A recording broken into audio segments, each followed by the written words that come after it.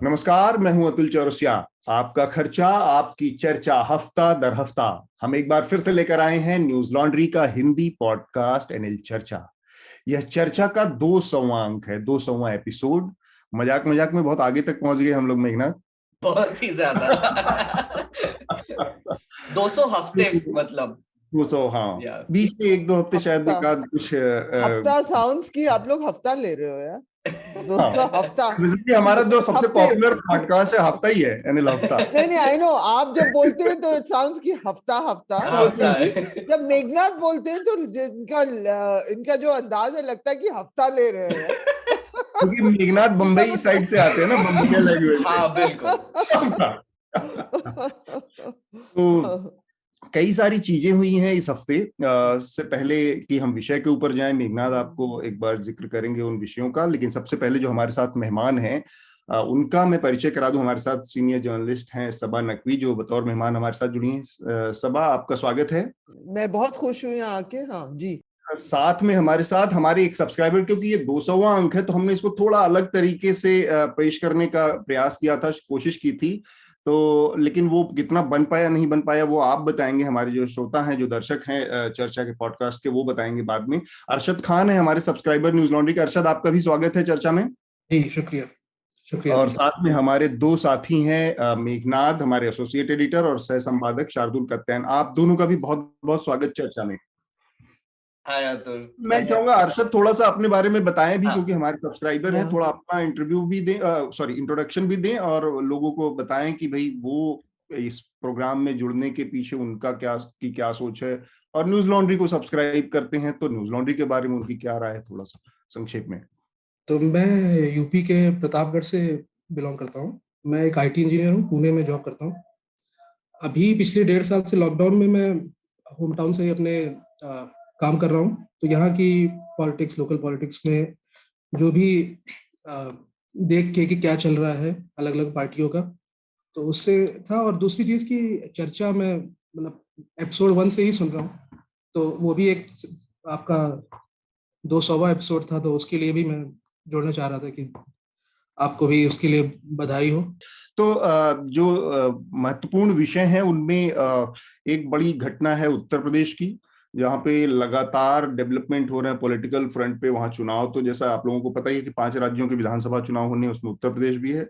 लेकिन उससे पहले भारतीय जनता पार्टी के अपने कुनबे में एक भगदड़ की स्थिति मची हुई है। एक लगातार विधायकों का, मंत्रियों को छोड़ने का सिलसिला शुरू हुआ है पिछले एक हफ्ते में। तो ये एक बड़ी खबर है जिस पर हमारी नजर होगी। इसके अलावा पिछले हफ्ते एक बड़ी खबर आई, जो हम हर दिन देखते हैं कि कुछ न कुछ हेट के नाम पर या घृणा के नाम पे, नफरत के नाम पर जो पॉलिटिक्स एक आकार लिया है पिछले 5-7 सालों में, उससे जुड़ी एक खबर द वायर ने एक एक्सक्लूसिव रिपोर्ट की है। टेकफॉग ऐप नाम का एक स्टोरी आई है, जिसमें कि ये पता चला है कि ये जो हेट से जुड़ी तमाम चीजें होती हैं ट्विटर पर या सोशल मीडिया पर, जो ट्रेंड में दिखती हैं चीजें, इनको कैसे ऑटोमेशन में कर दिया गया है। मतलब कि अब आपको मैन्युअली एक आईटी सेल बड़ी जैसी कोई बड़ी चीज बनाने की बजाय एक ऐसे ऑटोमेशन में मोड में एक ऐसी तकनीकी इजाद की गई है कि लाखों करोड़ों की संख्या में फर्जी अकाउंट्स बन जाएंगे। वो पर्टिकुलर ट्रेंड को चढ़ा देंगे, गिरा देंगे। किसी को टारगेट करना होगा, जो ट्रोल करते थे, वो अब ऑटोमेशन मोड में जा रही है। तो ये कुछ ऐसी चीजें हैं कि जो बड़ी चिंता की बात है। मतलब ओवरऑल जो डेमोक्रेसी है वो किस दिशा में बढ़ रही है, किस तरह से सोशल मीडिया में उसका चीजें इवॉल्व हो रही हैं। पहले तो लोग ट्रोल और आईटी सेल को ही खतरे के तौर पर देखते थे, लेकिन उसमें भी इतना सोफिस्टिकेशन आ गया। तो ये एक बड़ी खबर है। जो विषय है, इसके अलावा मेघनाथ और शार्दुल, आप लोगों की तरफ से अपने कुछ विषय जो जोड़ना चाहें। इलेक्शन से लेके एक छोटी सी और खबर आई थिंक डिस्कस भी करनी चाहिए कि कांग्रेस के लिस्ट में 125 जो उन्होंने अनाउंस किए हैं कैंडिडेट्स अभी तक, उसमें से 50 महिलाएं हैं। तो उन्होंने वो जो रिजर्वेशन 40% रिजर्वेशन का की बात की थी प्रियंका गांधी ने, वो एक्चुअली हो रहा है। तो ये एक बहुत ही इंटरेस्टिंग खबर है। और जो लोगों का नाम लिया है प्रियंका गांधी ने, आई थिंक पूरे 12 मिनट के लिए उनका एक एक करके नाम लिया और उनके बारे में बताया भी लोगों को। तो उसमें से उन्नाव पीड़िता की माँ भी है और काफी सोशल वर्कर्स और लोग हैं जिन पे अत्याचार हुआ था, मतलब महिलाएं हैं जिन पे अत्याचार हुआ। तो इंटरेस्टिंग चुनाव हो रहा है थोड़ा सा। जी शार्दुल। शार्दुल। मेरे पास फिर से पर्यावरण से रिलेटेड एक न्यूज है। 2021 का आकलन आया, ये जब से रिकॉर्ड रखने शुरू हुए तब से छठा सबसे गर्म साल रहा है इतिहास का। तो उससे रिलेटेड एक और रिपोर्ट है, वो मेरा रिकमेंडेशन है। तो ये चर्चा हम रिकॉर्ड कर रहे हैं 11 बजे से 12 बजे के बीच में, आज 14 जनवरी को। जब आपके सामने ये कल होगा तब 12 घंटे बाद, तब शायद इसमें थोड़ा बहुत कुछ चीजें अंतर हों, लेकिन एक बड़ी खबर आई है जिस पर हम थोड़ा सा बात करना चाह रहे हैं। एक जर्नलिस्ट हैं, पत्रकार हैं, लखनऊ एनडीटीवी इंडिया के ब्यूरो के हेड थे, रेजिडेंट एडिटर थे, कमाल खान। उनकी मौत हो गई। और बतौर पत्रकार कमाल खान को हम लोग, मतलब ये भरोसे विश्वास नहीं होने वाली खबर है, भरोसा नहीं होने वाली खबर है। कमाल खान की अपनी ये एक पहचान थी उनकी पत्रकारिता की, कि स्कूलों कॉलेजों में जो पत्रकारिता के विद्यार्थी थे उनके कैमरे के सामने प्रेजेंस था, उनका प्रेजेंटेशन था, जो उनकी भाषा थी, जो लहजा था, वो सारी चीजें मिला के एक आदर्श टेलीविजन जर्नलिस्ट कैसा हो सकता है उसकी वानगी थी वो। तो वो कमाल खान जिनके क्या हुआ मुझे पता है नहीं, व्हाट हैपेंड, हुआ क्या? ये खबर आई रात में, शायद उनको किसी टाइम पे हार्ट अटैक हुआ, और उसके अच्छा। बाद वो बहुत मैसिव हार्ट अटैक था, जिसको बाद वो सरवाइव नहीं कर पाए, हॉस्पिटल में ले गए लोग, लेकिन सुबह उनके मौत की खबर आई, और दुखद खबर है। तो वो कमाल खान जिनकी मतलब पीस टू कैमरा की एक कल्ट की स्थिति थी टेलीविजन जर्नलिज्म में, कि अगर कोई आदर्श स्थिति हो सकती है जब आपके शब्द, आपकी बॉडी लैंग्वेज और आपका कैमरे के सामने प्रेजेंटेशन सारा मिल के क्या होना चाहिए, वो कमाल खान की उसके लिए मिसाल दिए जाते थे। वो कमाल खान की और उनकी रिपोर्टिंग, साथ में कमाल खान की जो समझ थी उत्तर प्रदेश की राजनीति की, और राजनीति के से कहने का मतलब है कि उसकी जो सामाजिक समझ और राजनीतिक समझ, उसके जो परतें हैं, अलग अलग अलग अलग बहुत बारीक परतें, और वो सारे आंकड़े जो कहते हैं जुबान पर होना, कि बहुत सारे नेताओं के बारे में ये बात कही जाती थी कि भाई फलानी है। जैसे एक बात ये मुलायम सिंह के बारे में कही जाती थी कि उनको अपनी 403 कॉन्स्टिट्यूएंसीज के हर जो जिलाध्यक्ष होते थे या विधायक होते थे, या जो उनके नाम उनकी जुबान पर रहते थे, पता रहता था कौन। इस तरह की समझदारी पत्रकारिता में कमाल खान के बारे में कही जाती थी, कि उनको इतनी समझ थी और ये सारी चीजों की, कि पर्टिकुलर एक एक सीट के कास्ट कॉम्बिनेशन से लेके, रिलीजियस कॉम्बिनेशन से लेके, और उसके तमाम जो ऊंच नीच है या उसके नफे नुकसान है, उन सबको बहुत बारीकी से। तो इस मामले में भी टेलीविजन पत्रकारिता का कहिए, पत्रकारिता का कहिए, एक बड़ा नुकसान है कि इस तरह की सेन वॉइसेस, जब आपका पूरा टेलीविजन मीडिया बहुत ही एक इको चैम्बर जैसा एक उसमें बदल चुका है, जहां पर हल्ला गुल्ला है, बहुत ज्यादा लाउड वॉइसेस हैं, आवाजें हैं, तब एक बहुत संयत और बहुत जो कहते हैं सुलझी हुई आवाज थी, उसका चला जाना, और वो भी इतने कम समय में, 40 45 50 की उम्र में इस तरह से पत्रकार का किसी की मौत का होना अपने आप में ऐसे भी दुखद है।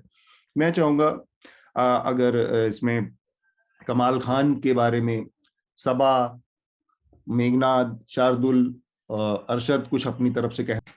नहीं, आपसे मैंने ये खबर सुनी, क्योंकि आज मैं सुबह से कुछ लिख रही थी, टाइम नहीं था सोशल मीडिया में देखना, तो बहुत अफसोस हुआ। मैं उनको एक बार मिल चुकी हूँ बस, लेकिन सालों से टीवी पे देख रहे हैं कमाल खान की रिपोर्ट। तो और खूब ओल्ड फैशन ट्रेडिशनल जर्नलिस्ट, अच्छी उनकी पत्रकारिता थी, और मैं बिल्कुल शॉक्ड हूँ ये सुन के। मैं तो उनसे कभी मिला नहीं हूँ, पर एनडीटीवी पे ऑब्वियसली उनकी रिपोर्ट्स भी देखी है मैंने। कल ही उन्होंने एक रिपोर्ट किया था, और एक कमेंडेबल एक्चुअली सिचुएशन है कि कमाल खान जैसे वरिष्ठ पत्रकार अभी भी जो ट्रेडिशनल जर्नलिज्म है, जो ग्राउंड रिपोर्ट है, उसके हिसाब से जाने जा रहे हैं। उनके लास्ट ब्रेथ तक वो P2C करके गए। आई थिंक बहुत ही दुखद खबर है। और अतुल, आपने बिल्कुल सही कहा कि जब अच्छे पत्रकार ऐसे चले जाते हैं कम उम्र में, तो काफी दुख होता है। जस्ट जनरली काफी दुखी। उनके परिवार को मतलब पूरी तरह से शोक संदेश, और किसी का भी जाना परिवार के लिए दुखी होता है, चाहे आयु कुछ भी हो, लेकिन एक ईमानदार पत्रकार का जाना जनतंत्र के लिए भी हानि है। और इसके साथ ही साथ एक चीज और ना, कि हम ये चीज नहीं देखते, वो बिल्कुल स्वस्थ दिखाई देते थे कमाल, एक आम जो स्वस्थ होने की परिभाषाएं हैं उन सब में।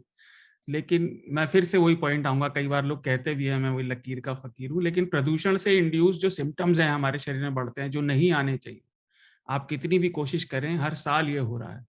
हमारी कंडीशंस एक्सेलरेट हो रही हैं, तो अप्रत्याशित मौत बहुत बढ़ गई है, हवा ही जहरीली है। तो उनके परिवार को पूरी शोक संदेश, श्रद्धांजलि। ठीक बात। अर्शद? कमाल खान को तो हम लोग बहुत दिन से एनडीटीवी पे देख रहे हैं। उनकी समझ जो यूपी की है वो तो मतलब उस वैसा यूपी लेवल पे तो कोई पत्रकार मुझे नहीं लगता टीवी पे। लेकिन जो उनकी रिपोर्ट्स अगर आप ढूंढ के यूट्यूब पे देखेंगे लखनऊ रिलेटेड, तो वो आपको मतलब वो लगेगा ही नहीं आपको कि पत्रकार है वो। जैसे आप शायरी भी अपनी पत्रकारिता में ले आते थे, और भी जो उनकी बात करने का लहजा था वो ऐसा था कि आपको वो ऐसा लेवल आपको यूपी पत्रकारिता में तो मुझे नहीं लगता कि कोई और होगा।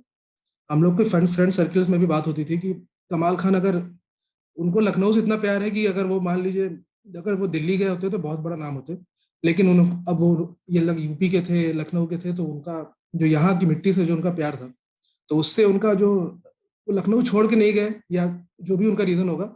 लेकिन अगर वो हम लोग के फ्रेंड सर्कल में जो बात होती थी कि अगर वो दिल्ली जाते तो रवीश के लेवल के पत्रकार होते।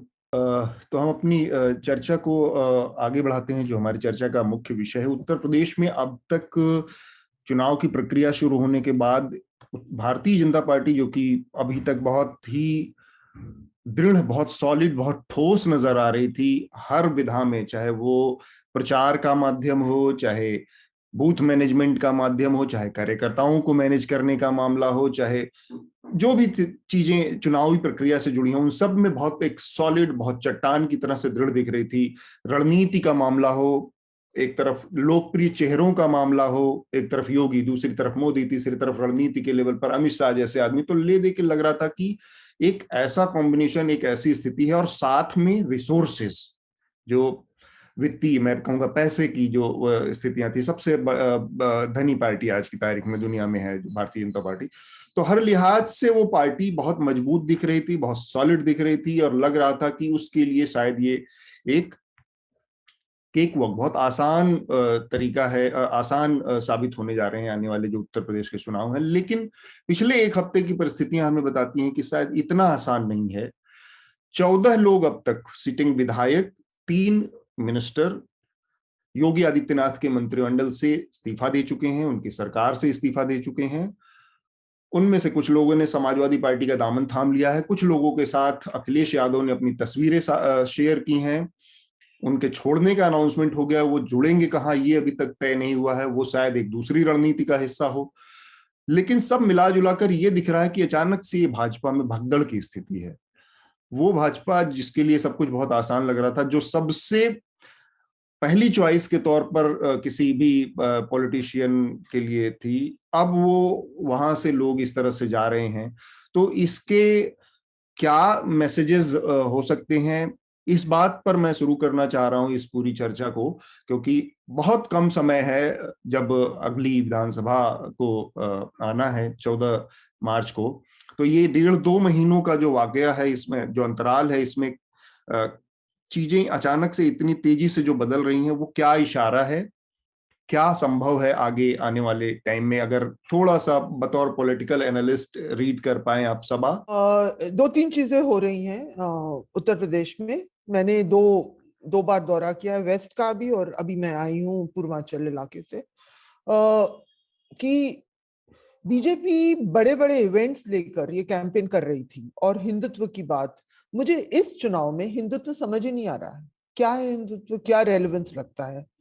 जो अगर आपके जहन में बैठ चुकी है ये चीज, लोगों के होगी, सोसाइटी में होगी, लेकिन इस चुनाव में वो बात मुझे नहीं दिखा जहां मैं गई, कि वो बात मुझे दिखी ही नहीं। तो लोग कह रहे हैं जैसे कि अब कल नॉमिनेशन खत्म हो गए फर्स्ट फेज वोटिंग के लिए, आज खत्म हो रहे हैं शायद। तो आप जेवर की असेंबली सीट लीजिए, वो दूर नहीं है, रूरल सीट है जहां इन्होंने खूब वो किया था। एयरपोर्ट बनाने जा रहे हैं हाँ और ये हाँ हाँ, वहां पे एक बीजेपी के फॉर्मर एमएलए अब खड़े हुए हैं आरएलडी के टिकट से, क्योंकि मैं वो इलाका जानती हूँ, मैंने दौरा किया था, तो मेरी बातचीत हो गई। और पूरा वो जाट समाज जो है 70% आरएलडी के तरफ है, 30% बीजेपी के तरफ है। गुज्जर डोमिनेटेड है वो इलाका, गुज्जर पूरी तरह गुज्जर कैंडिडेट जो आरएलडी की तरफ से, और उनका कोई मतभेद हो गया है ठाकुरों से। जब आदित्यनाथ योगी आए थे, वो बीजेपी के सिटिंग एमएलए ठाकुर हैं, और कुछ हो गया लोकल लेवल पे, मैं इसमें जाना नहीं चाहती, कोई देवी देवता को लेकर उन्होंने कहा गुज्जर का है, कुछ ठाकुर ने कुछ कह दिया, इंसिडेंट हुआ था वहां। हाँ वहां मुस्लिम भी हैं, वहां मुस्लिम भी हैं, मुस्लिम से जाएंगे ऑपोजिशन के तरफ।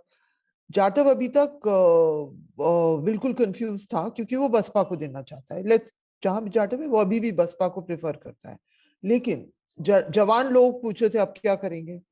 और कुछ हद तक अब कल मैंने खबर सुनी कि चंद्रशेखर आजाद रावण से कुछ तरह की बातचीत, मैं जानती हूँ जयंत चौधरी चाहते थे ये, क्योंकि वो सालों से जानते हैं कि उनका जो इलाका है कि भीम आर्मी, क्योंकि मायावती नहीं चाहती थी कि भीम आर्मी से कुछ बात हो, और वो चाहती थी कि वो जेल में रहे, कोई और चमार चेहरा नहीं उभर के आए, जो भी है। लेकिन अगर कुछ ऐसा माहौल, कुछ सिग्नलिंग हो जाए उन जगहों में, तो कुछ थोड़ा बहुत जाटव वोट भी सपा लेड अलायंस की तरफ आएगा। ये सब चीजें हो रही हैं, जैसे हम लोग बातचीत कर रहे हैं, पूरी उत्तर प्रदेश में हर सीट पे अलग अलग चीजें हो रही हैं। ये फर्स्ट फेज का मैं आपको इसलिए बता रही हूँ क्योंकि इसका शुरू हो गया है। बाकी इलाकों की सीट कैंडिडेट्स अभी ऐलान नहीं हुए हैं। पूर्वांचल में जहां से ये जो पहले 2 मंत्री जो निकले, आप मौर्य जी को लीजिए, स्वामी प्रसाद मौर्य, उनकी सीट पदरौना 70 किलोमीटर है गोरखपुर से। ये जो दूसरे निकले चौहान, दारा सिंह चौहान, उनकी सीट 90 किलोमीटर है गोरखपुर से, जहां से वो अभी विधायक हैं। मधुबन। अब हाँ मधुबन। अब गोरखपुर में हमारे प्यारे मुख्यमंत्री, वो तो गोरखपुर छोड़ने के चक्कर में हैं जब से हारी। वो वैसे इलेक्टेड मेंबर नहीं है, वो काउंसिल के मेंबर हैं। काउंसिल में है, हाँ वो एमपी रह चुके हैं, लेकिन वो काउंसिल के मेंबर हैं। वो तो अयोध्या ये पहली बार इलेक्शंस लड़ रहे हैं ना, मतलब असेंबली इलेक्शंस। अभी तय वो भी नहीं है कि लड़ेंगे कि नहीं। हो सकता है ना भी लड़े, हो सकता है, लेकिन अभी तक कंफर्म नहीं है। लेकिन कह रहे हैं बीजेपी के लोग कि बहुत बड़ी चीज होगी कि वो अयोध्या से प्रकट होंगे। अयोध्या से लड़ा रहा है कोई, मथुरा से लड़ा रहा है कोई, देवबंद से लड़ा रहा है। पूर्वांचल एक ऐसा इलाका है, अब आप अवध की तरफ भाग रहे। अयोध्या अवध में बैठा हुआ है, जहाँ इनका गांव, अरशद का गांव प्रतापगढ़ है, हमारा गांव उचार में है। तो वो ज्यादा सुरक्षित माना जाता है भाजपा के लिए। थोड़ा पूर्वांचल जितना बिगड़ रहा है उतना अवध अभी नहीं बिगड़ा है, या उसके हमको खबरें नहीं है। पूर्वांचल बिगड़ रहा है, तो वो जाएंगे, बैठेंगे गोरखपुर छोड़ के, जहां आसपास सब वो आपके ओबीसी एमबीसी सब छोड़ रहे हैं। आप महान जो है वो जाएंगे अयोध्या, अगर जाएंगे। हाँ, बात तो चली थी मथुरा की भी, लेकिन किसी ने मुझसे कहा कि मथुरा में तो ज्यादा जाट नाराज है। तो मैं ये नहीं कह रही कि बीजेपी हर जगह हार रहा है, लेकिन बीजेपी परेशान है। अच्छा, दूसरी बात, ये जो लोग निकले हैं, ये क्यों निकले हैं? आप पहले 2 मंत्री, उनको मैं उनके बारे में जानती हूँ, वो ओरिजिनली बसपा के लोग थे। ये जय भीम वाले लोग जय श्री राम की पार्टी में फंसे हुए थे। आप ये भी समझ लीजिए, ये कहना कि पार्टी हॉपर्स, ये बहुत सिंपलिस्टिक इंटरप्रिटेशन है। ये लोग उस तरह के गरीब सेक्शंस ऑफ सोसाइटी से आते हैं जहां इनके लिए पावर के साथ रहना जरूरी होता है। लेकिन तो ये आ गए, और ये स्वामी प्रसाद मौर्य ने क्या पार्टी हॉपिंग की थी? सालों से बसपा में थे, सालों से।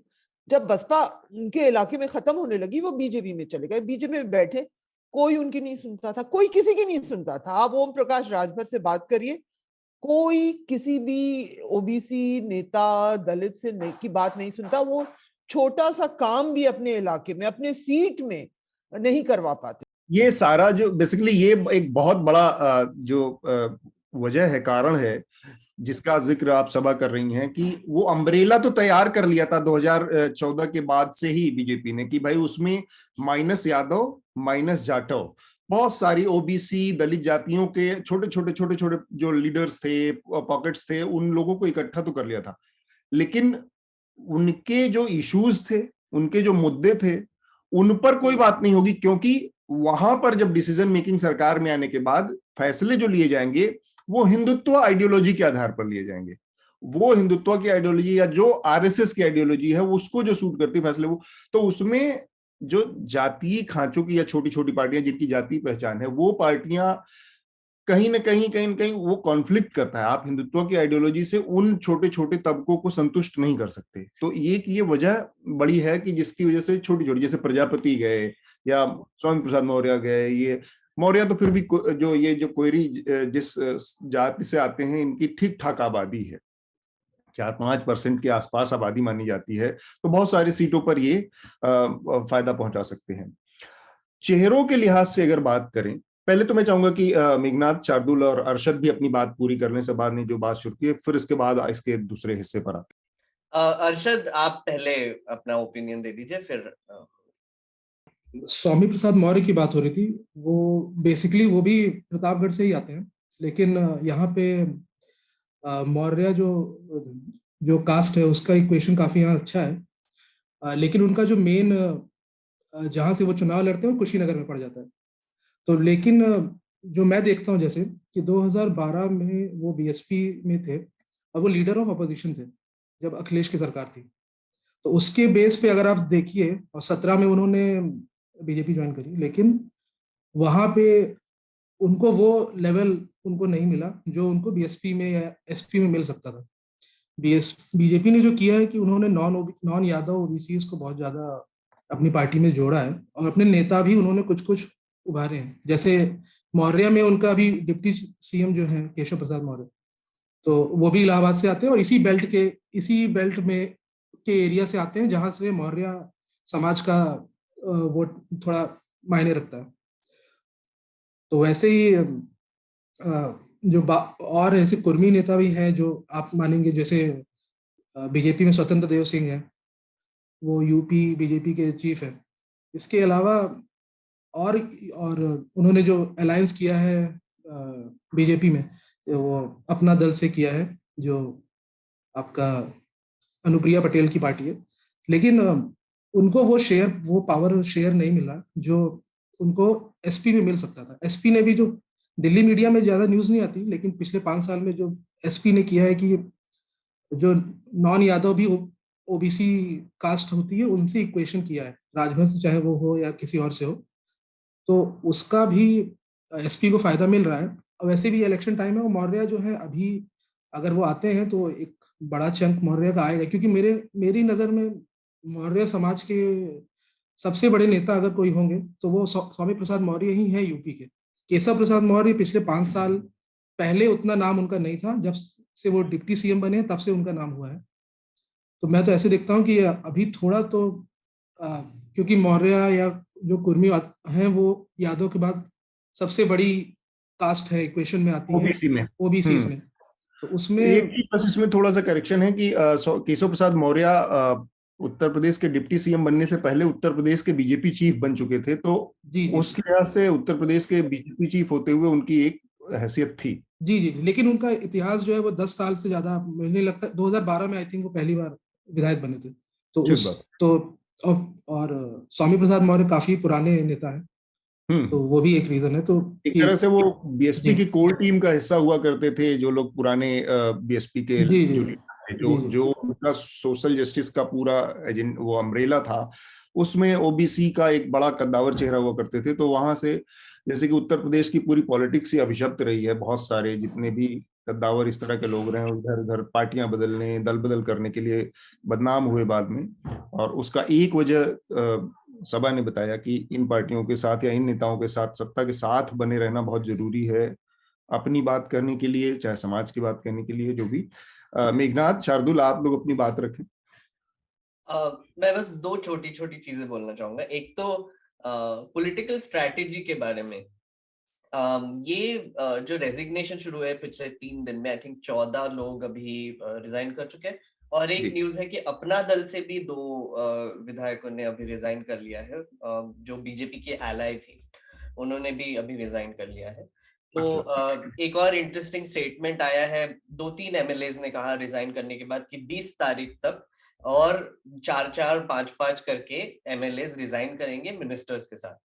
ये एक बहुत इंटरेस्टिंग पॉलिटिकल स्ट्रैटेजी लगती है मुझे, क्योंकि अगर इनको रिजाइन करना ही था तो 3 दिन पहले सभी ने रिजाइन करना था, तो सभी रिजाइन कर देते एक साथ, बट इन्होंने स्टैगर्ड फैशन में एक एक दिन करके 4-4, 5-5 ये रिजाइन कर रहे हैं। आई थिंक ये जिसने भी पॉलिटिकल स्ट्रैटेजी बनाई है वो काफी जीनियस है, क्योंकि अब आप देखिए कि बीजेपी का, जैसे अतुल ने भी कहा, एक तो रिसोर्सेस इतने ज्यादा है, मीडिया पे इतना कंट्रोल है, एडवर्टाइजिंग पे इतना कंट्रोल है, सब कुछ उनके पास है, अभी फेवरेबल सिचुएशन उनके पास है, तो उनको बस तर्क से ही हराया जा सकता है। और ये मुझे लगता है ये बहुत इंटरेस्टिंग तर्क है कि अगर आप एक दिन में अगर 4 बजे 5 बजे ये न्यूज आती है कि और 5 लोग रिजाइन कर गए, तो जो रात को जो डिबेट होती है, तब आप अगर बीजेपी के स्पोक्स पर्सन देखेंगे पिछले 2-3 दिनों में, वो कुछ नहीं कह पा रहे, क्योंकि उनके पास अब कोई कुछ बचा ही नहीं है कहने के लिए। तो ये बहुत बढ़िया मीडिया स्ट्रेटजी है एक तरह से, कि आप लगातार मीडिया में आप आउटनंबर कर रहे हैं बीजेपी को। बिल्कुल बिल्कुल। और एक और इंटरेस्टिंग चीज हुई अतुल, स्वामी प्रसाद मौर्य जी ने जब रिजाइन किया था, उस दिन मैं कुछ चैनल्स देख रहा था, तो शहजाद पूनावाला ने पहले कहा कि हाँ उन्होंने रिजाइन तो कर दिया है पर पार्टी थोड़ी छोड़ी है, राइट। फिर वो आई थिंक आधा घंटा कुछ हो गया और उन्होंने कुछ स्टेटमेंट आ गए कि वो नहीं पार्टी छोड़ रहे करके, तो फिर बोला नहीं, पर पार्टी छोड़िए, पर उनको टिकट कौन देने वाला था ये तो आपको पता नहीं है। तो इनकी अब ये एक स्ट्रैटेजी बन गई, पहले बोलते हैं कि पार्टी छोड़ दी है, बट पार्टी नहीं छोड़ी है, बस रिजाइन कर दिया। फिर बाद में बोलते हैं कि अरे इनको तो टिकट ही नहीं मिलने वाला था, इसलिए उनको पता था, इसलिए उन्होंने रिजाइन कर लिया। लेकिन ये एक्चुअली अभी तक डिक्लेयर नहीं हुआ है कि किसको टिकट मिलने वाला है और किसको नहीं मिलने वाला है। तो ऐसा कहना है कि इनको टिकट नहीं मिलने वाला था, ये पूरा स्पेक्यूलेशन है। और ऐसे अभी जो टीवी चैनल्स पे अभी आपको भी और भी दिखाई देंगी कि एसेंशियली लोग जब रिजाइन करें तो यही रीजन दिया जाएगा बीजेपी की तरफ से और काफी तरफ से। दूसरी चीज बोलना चाहूंगा, जैसे सभा ने कहा कि एमएलएज को काम नहीं करने दे रहे थे, मुझे लगता है हमको इधर एंटी डिफेक्शन लॉ के बारे में बात करनी चाहिए। असेंबली में और पार्लियामेंट में एक विधायक की और नॉर्मल एमपी की कोई पावर नहीं होती है। वैसे मैं ब्लंटली बोलता हूँ, हमेशा बोलता हूँ कि हमारी डेमोक्रेसी एक थियोरेटिकल डेमोक्रेसी है। पार्टी बोलती है आपको एक तरीके से वोट करना है और वैसा ही वोट करना पड़ता है, या फिर आपको पार्लियामेंट या असेंबली से निकाल दिया जाता है। तो और असेंबली की हालत तो और ही बदतर है, पार्लियामेंट तो छोड़ दो। असेंबलीज में एक तो सेशंस जो होते हैं वो 4 से 5 दिन के होते हैं, तो लॉ मेकिंग भी इतना रैपिडली होता है कि कोई भी अगर बिल पास करना होगा तो सडनली सेशन बुला के बिल पास कर देंगे।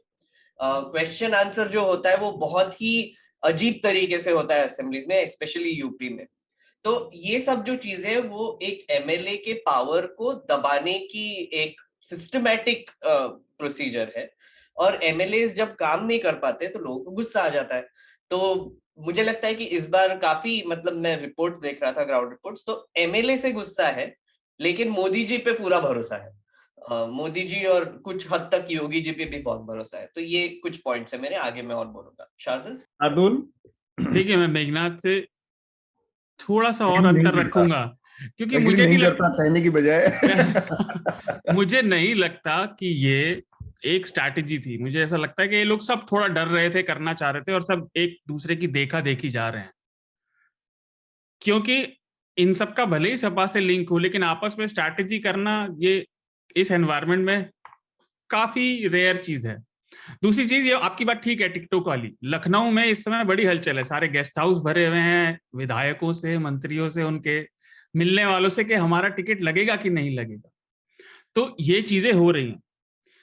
एक चीज और, स्वामी प्रसाद मौर्य ने जैसे छोड़ा, वो बसपा से आए थे, लेकिन इसमें कोई शक नहीं है कि इन नेताओं की समझ से एटलीस्ट उनकी कॉन्स्टिट्यूएंसी का उतना फायदा नहीं हुआ जितना वो अपेक्षित था उन्हें, सरकार में रहने के बावजूद। और जैसा आपने कहा, सरकार में रहना जरूरी भी है।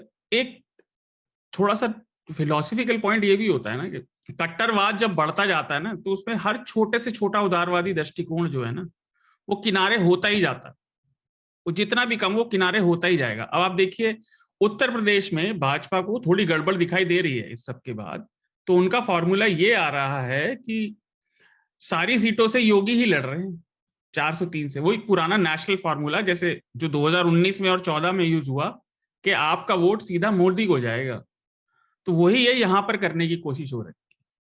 लेकिन मैं फुल डिस्क्लेमर, मैं खुद अभी हाल ही में उत्तर प्रदेश नहीं गया हूं, लेकिन मैं हूं वहीं से। लेकिन फोन पर जितनी बातचीत होती है जगह जगह, उससे इतना जरूर पता चल रहा है कि एक हद तक इन नेताओं पर भाजपा को छोड़ने का दबाव नीचे से आ रहा था, इनके नीचे के कार्यकर्ता और कॉन्स्टिट्यूएंसी से। और जैसा सभा ने भी कहा था, मुझे लगता है पैंडेमिक ने करीब 1.5 साल के लिए ये भाजपा और उसके सहयोगी दलों के असंतोष को थोड़े समय के लिए टाल दिया था, क्योंकि 1.5 साल पहले वो 140 विधायकों ने भाजपा के और उनके साथ वालों ने विधानसभा में धरना दिया और सरकार के खिलाफ काफी असंतोष दिखाया था।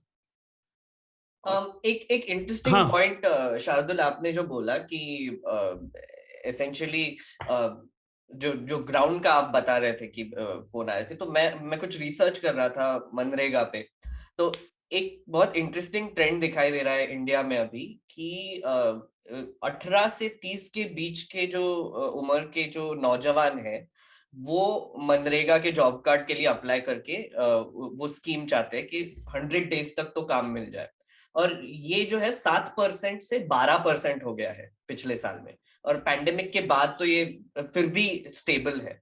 तो इन नौजवानों की जो एक बेसिकली एक जो इनसिक्योरिटी है जो जॉब्स के बारे में, तो अगर आप कोई भी अभी ग्राउंड रिपोर्ट्स देखेंगे तो जॉब्स एक बहुत बड़ा मसला बन चुका है।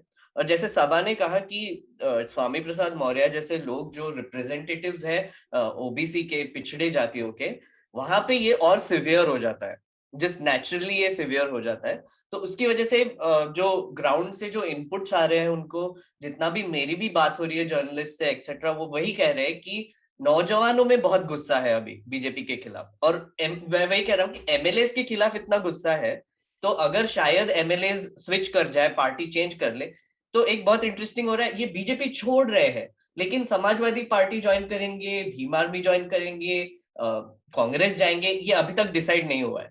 तो ये एक आई थिंक देखने को भी मिलेगा कि कहां पर ये कौन सी तरफ जा रहे हैं, क्योंकि हमको ये वेदर वेन की तरह देखना चाहिए एक तरीके से कि ये सब ज्यादातर एसपी जा रहे हैं, सब एसपी फ्रंट में जा जैसे रहे हैं। अगर आप देखेंगे ट्रेंड को तो मोटी मोटा अखिलेश ने सबके सब बहुत ज्यादातर लोग सब फोटो शेयर किए कार्यालय में अपने, या फिर लोहिया ट्रस्ट के अपने दफ्तर में उससे फोटो शेयर कर रहे हैं। तो एक इशारा है कि भाई रुझान है अखिलेश। हाँ, मैं बस एक दो चीजें कह दूं। एक अंग्रेजी में लोग कहते हैं there go my people and I must follow them for I am their leader. इतनी नाराजगी है पूर्वांचल में, तो बहुत ही नाराजगी है। मनरेगा का मेंशन किसी ने किया, लोग नाराज हैं कि मनरेगा का काम काफी नहीं मिल रहा, कि वो जो ठेका ले रहे हैं वो 100 लोगों के लिए पैसा ले रही है। ये सब मुद्दे हैं, लोग डेस्परेट हैं, वो वेस्टर्न यूपी जैसा नहीं है। कि एक दो चीजें और मैं, अखिलेश ने जो किया है, अखिलेश के पिताजी जो थे वो एक एजिटेशन से पॉलिटिक्स में आए। उनके साथी बहुत मजबूत किस्म के ग्रामीण नेता थे। अखिलेश दूसरे किस्म के शख्स है, बहुत प्लेजेंट हैं, हमेशा हंसमुख रहते हैं, सबसे बहुत इज्जत से मिलते हैं, और वो मुख्यमंत्री रह चुके हैं, वो टफ भी हैं। अब मीडिया की उनकी पॉलिसी, उनके बारे में कहानियां हैं मीडिया के तरफ, जब वो किस तरह उन्होंने डील किया। और अखिलेश ने अपनी कमजोरी इस बार समझ ली है, और उन्होंने सीनियर ओबीसी लीडर उनके तरफ हाथ बढ़ाया है, और वो लोगों को इज्जत देते हैं। जब स्टेट के मुख्यमंत्री, उत्तर प्रदेश के मुख्यमंत्री लोगों से बदतमीज तरीके में बात करते हैं, आप लोग मीडिया को कवर करते हैं, आप जानते होंगे वो कहानी कि उन्होंने ANI के कैमरामैन के ऊपर क्या शब्द इस्तेमाल किया जी। हाँ, इस तरह की वो बात करते हैं। 2019 में 200 के करीब, मुझे नंबर याद नहीं है, MLA उनके खिलाफ बैठ गए थे भाजपा के। 140 लोग 100 लोग सह रहे थे, क्योंकि उनको लगा था कि कोई यहाँ से, कि भाई लोग का ये था कि कहाँ फंस गए, जो खासकर से बीजेपी RSS के नहीं है, वो लगे थे कहाँ फंस गए। लेकिन जब अपॉर्चुनिटी दिखी कि हम निकल जाएं, ये बेइज्जती से जो हम बैठे हुए हैं यहाँ, अगर कोई चांस है बाहर, तो इसीलिए लोग निकल रहे हैं वन बाय वन, उनकी कोई नहीं सुनती थी। ये सिर्फ उनके लोग जब आते हैं, इस जो ओबीसी एमबीसी नेता जो बनते हैं, चाहे उनको कोई भी गाली मीडिया दे दे कि वो अपॉर्चुनिटी से, वो उनके लोग कुछ काम कराना चाहते हैं, इसी आधार पर, और ये सब जरूरी, ये इसीलिए लोग भाग रहे हैं। और अखिलेश ये ओबीसी लीडर को इसको मुझे लग रहा है कि इसको थोड़ा सा और हमें इसको बाइसेक्ट करना चाहिए, इस भगदड़ को, क्योंकि अभी मुझे लग रहा है कि हम उस तरह से अभी इसके एक पहलू को देख पा रहे हैं। जो रोजगार की बात मेघनाथ ने की, तो हमारे साथ अरशद हैं, और अरशद उस पूरी जमात को, उस पूरी पीढ़ी को रिप्रेजेंट एक तरह से करते हैं जो घरों से निकलकर अलग अलग शहरों में रोजगार की तलाश में जाती है, नौकरियां करती है। तो उस पर हम बात करेंगे, लेकिन दो तीन चीजें मैं यहाँ पे थोड़ा सा रखना चाह रहा हूँ कि एक तो इस भगदड़ के पीछे एक वजह ये भी है कि उसका दूसरा जो पहलू है कि बीजेपी आरएसएस ने भी अपने स्तर पर जो इंटरनल वो कराए हैं, और मेरी जहां तक जानकारी है उसमें 2 या 3 इस तरह के सर्वे पिछले 4 महीनों में, 6 महीनों में करवाए गए हैं। और उस सर्वे का सारा का सारा मतलब फोकस ये है कि विनेबिलिटी क्या है लोगों की। और मेरी जो अपनी जानकारी है, इसमें 100 से ज्यादा ऐसे लोग हैं जिनके बारे में ये साफ साफ कहा, ये सर्वे में आया है कि ये लोग हारेंगे ही हारेंगे। तो उस आधार पर ये भगदड़ को देखा जाना चाहिए कि इसमें बहुत सारे ऐसे लोग हैं जो भले ही अपने रेजिग्नेशन में ये लिख रहे हो कि दलितों, पिछड़ों, छोटे मध्यम वर्ग के जो व्यापारी हैं, इनका हित के लिए हमने कुछ नहीं किया बीजेपी सरकार ने, इसलिए मैं आज 5 साल बाद, लेकिन क्या इनको टिकट मिलता? क्या ये उस 100 और 125 लोगों की जो लिस्ट है जिनके टिकट कटने थे उसमें ये लोग शामिल नहीं थे? ये भी एक बड़ा मसला है। दूसरी बात, ये जो 14-15 लोग आए हैं और आगे कुछ और लोग भी आएंगे, इसमें एक चीज को हमें समझना पड़ेगा कि स्वामी प्रसाद मौर्य एक बड़े लीडर हैं जिनका अपना मासबेस है, अलग अलग जिलों में भी संगठन है। आप मान के चल सकते हैं कि 5 से 10 जिलों में प्रभावी हो सकते हैं। उत्तर प्रदेश 75 जिलों का प्रदेश है, बहुत बड़ा है। दारा सिंह चौहान एक ऐसे हैं जिनकी अपने कुछ इलाकों में 2, 4, 5 विधानसभा क्षेत्रों में इंफ्लुएंस होगा। इसके अलावा जो लोग हैं वो लोग अपनी एक एक सीट के अंदर अपना प्रभाव रखते हैं, या हो सकता है कि वो भी ना कर, वहां पे भी कोई खास परफॉर्म ना कर पाए। तो ये जो भगदड़ है, या ये लोग जो सपा की तरफ, हम मान के चलते हैं कि ये सपा में जाएंगे क्योंकि ज्यादातर लोगों ने सपा के साथ ही, और सपा ने ही ब्रेक की है ये खबर, अखिलेश ने सबका स्वागत किया है ट्वीट के जरिए, फोटो ट्वीट किया है, तो हम मान के चलें कि ये सपा में जाएंगे। तब आप देखें तो इसमें एक फायदा नजर आता है और 2 नुकसान नजर आते हैं। फायदा एक ये है कि इस आखिरी समय की जो भगदड़ है, इससे क्या है कि बहुत सारे लोग सपा में जुड़ेंगे। तो सपा में जुड़ेंगे तो ये 15 लोग 15 विधानसभाओं को रिप्रेजेंट करेंगे, लेकिन पूरे प्रदेश के कार्यकर्ताओं में एक जोश आता है, एक जिस जो जरूरत होती है आखिरी मोमेंट पर, जिस जोश की, जिस उत्साह की, उसका संचार होता है कि हाँ सारे लोग हमारे पास आ रहे हैं, हम लोग मिल के लड़ेंगे। तो एक पब्लिक परसेप्शन, पब्लिक मूड बदलता है। जो फेंस सिटर होता है वो भी देखता है कि अरे भाई यहाँ कुछ हो रहा है, क्योंकि बहुत सारे लोग यहाँ जा रहे हैं, इसका मतलब दूसरी साइड में कुछ गड़बड़ हो रहा है। इसका जो दूसरा नेगेटिव पहलू है उसको बहुत गंभीरता से समझना होगा कि ये लोग जब जाते हैं तो अपने साथ एक बर्डन, एक बैगेज लेके जाते हैं। जो कार्यकर्ता इन पर्टिकुलर इलाकों में, पर्टिकुलर विधानसभाओं में 5 साल तक लाठी खाया है और दरी बिछाने का काम किया है या कुर्सी लगाने का काम किया है, अचानक से वो इनसिक्योर हो गया। सपोज कीजिए कि पवन पांडे हैं ऊंचाहार से, सभा जिस अपनी कंस्टिट्यूएंसी का जिक्र कर रही थी, जहां से स्वामी प्रसाद मौर्य के बेटे 2 बार हार चुके हैं। स्वामी प्रसाद मौर्य के बेटे उस ऊंचाहार सीट से 2 बार हार चुके हैं। उनका इस बार भी उनकी जीत, ऐसी कहानी सुनी मारी कि इस बार भी वो चाहते थे कि उनको बेटे को वहीं टिकट मिले, जबकि पार्टी नहीं देना चाहती थी। अब जब इस तरह के लोग जाते हैं, ये 14, 15, 20, 25 लोग जिस उस कंस्टिट्यूएंसी में आएंगे, तो एक पार्टी के अंदर, जो समाजवादी पार्टी के अंदर एक स्वाभाविक सा एक पुशबैक आएगा। जो वहां का कार्यकर्ता है, जो वहां उम्मीद लगाए 5 साल से लाठियां खा रहा था, वो इमीडिएट स्विच करेगा। वो या तो इंडिपेंडेंट लड़ेगा, या बीएसपी में जाएगा, या बीजेपी में जाएगा। तो ये जो इसके साथ बर्डन भी है, इसको भी नहीं भूलना चाहिए। ये बात है, लेकिन एसपी की जो स्ट्रेटेजी है वो जैसे बीजेपी की एक ओवरऑल, एसपी हर सीट पे अलग अलग टैक्टिकली लड़ रही है। ये जो जीतेगा उसको टिकट मिलेगा, और वो बाकी लोग को कह रहे हैं कि आपको कुछ ना कुछ मिल जाएगा। एग्जैक्टली, तो ये जो मैनेज करने वाली बात है, ये जो तरीका है ये बीजेपी में होगा। नहीं है, ये ओल्ड वर्ल्ड जो तरीका है, आपको कुछ ना कुछ मिल जाए। मुझे कैंडिडेट्स मिले थे अभी पूर्वांचल में, मैं यही कह रहा हूँ कि ये अखिलेश को ये के लिए ये एक बहुत बड़ा बैलेंसिंग एक्ट होगा, जहां पर अखिलेश की परीक्षा होगी कि वो कैसे, जो उससे पुशबैक सामने आने वाला उससे कैसे निपटते हैं। दूसरी बात और मैं एक कह रहा हूँ, नहीं, ये कहीं जाने के लिए है नहीं जगह, आप ये भी समझ लीजिए यार। अब लोग जाते हैं, जो फौज जीतने वाले, जो फौज लग रहा है कि वो उभर के आ रही है, कहाँ जाएंगे? बसपा में जाएंगे, कुछ लोग जाएंगे जरूर बसपा में, बसपा टिकट इस तरह देगी। बसपा पहले तो सबसे बुंदेलखंड वगैरह में बसपा इरेलीवेंट नहीं है, वेस्टर्न यूपी में भी नहीं है बसपा, नहीं, लेकिन जाने का इतनी अपॉर्चुनिटीज नहीं है। कुछ जैसे लोग मजबूर होके बीजेपी में बैठे रहे, एसपी चाहेगी कि वो किसी तरह खुशी खुशी लड़े, क्योंकि उनका, लेकिन ये पॉसिबिलिटी रहेगी सबा कि ये लोग पार्टी से कहीं अपॉर्चुनिटी नहीं है तब भी, क्योंकि इनका अपना टिकट कट गया या इनकी अपनी संभावनाएं कम होगी, तो ये इंटरनली भी सैबोटाज करने की स्थिति में होते हैं, और ये पॉलिटिक्स में होता है, हमने देखा है। मैं उस संभावना की बात कर रहा हूं, उस आशंका की बात कर रहा हूं जो अखिलेश के लिए चुनौती है। दूसरी बात मैं और एक कहना चाह रहा हूं, फिर आप लोग अपनी बात करें।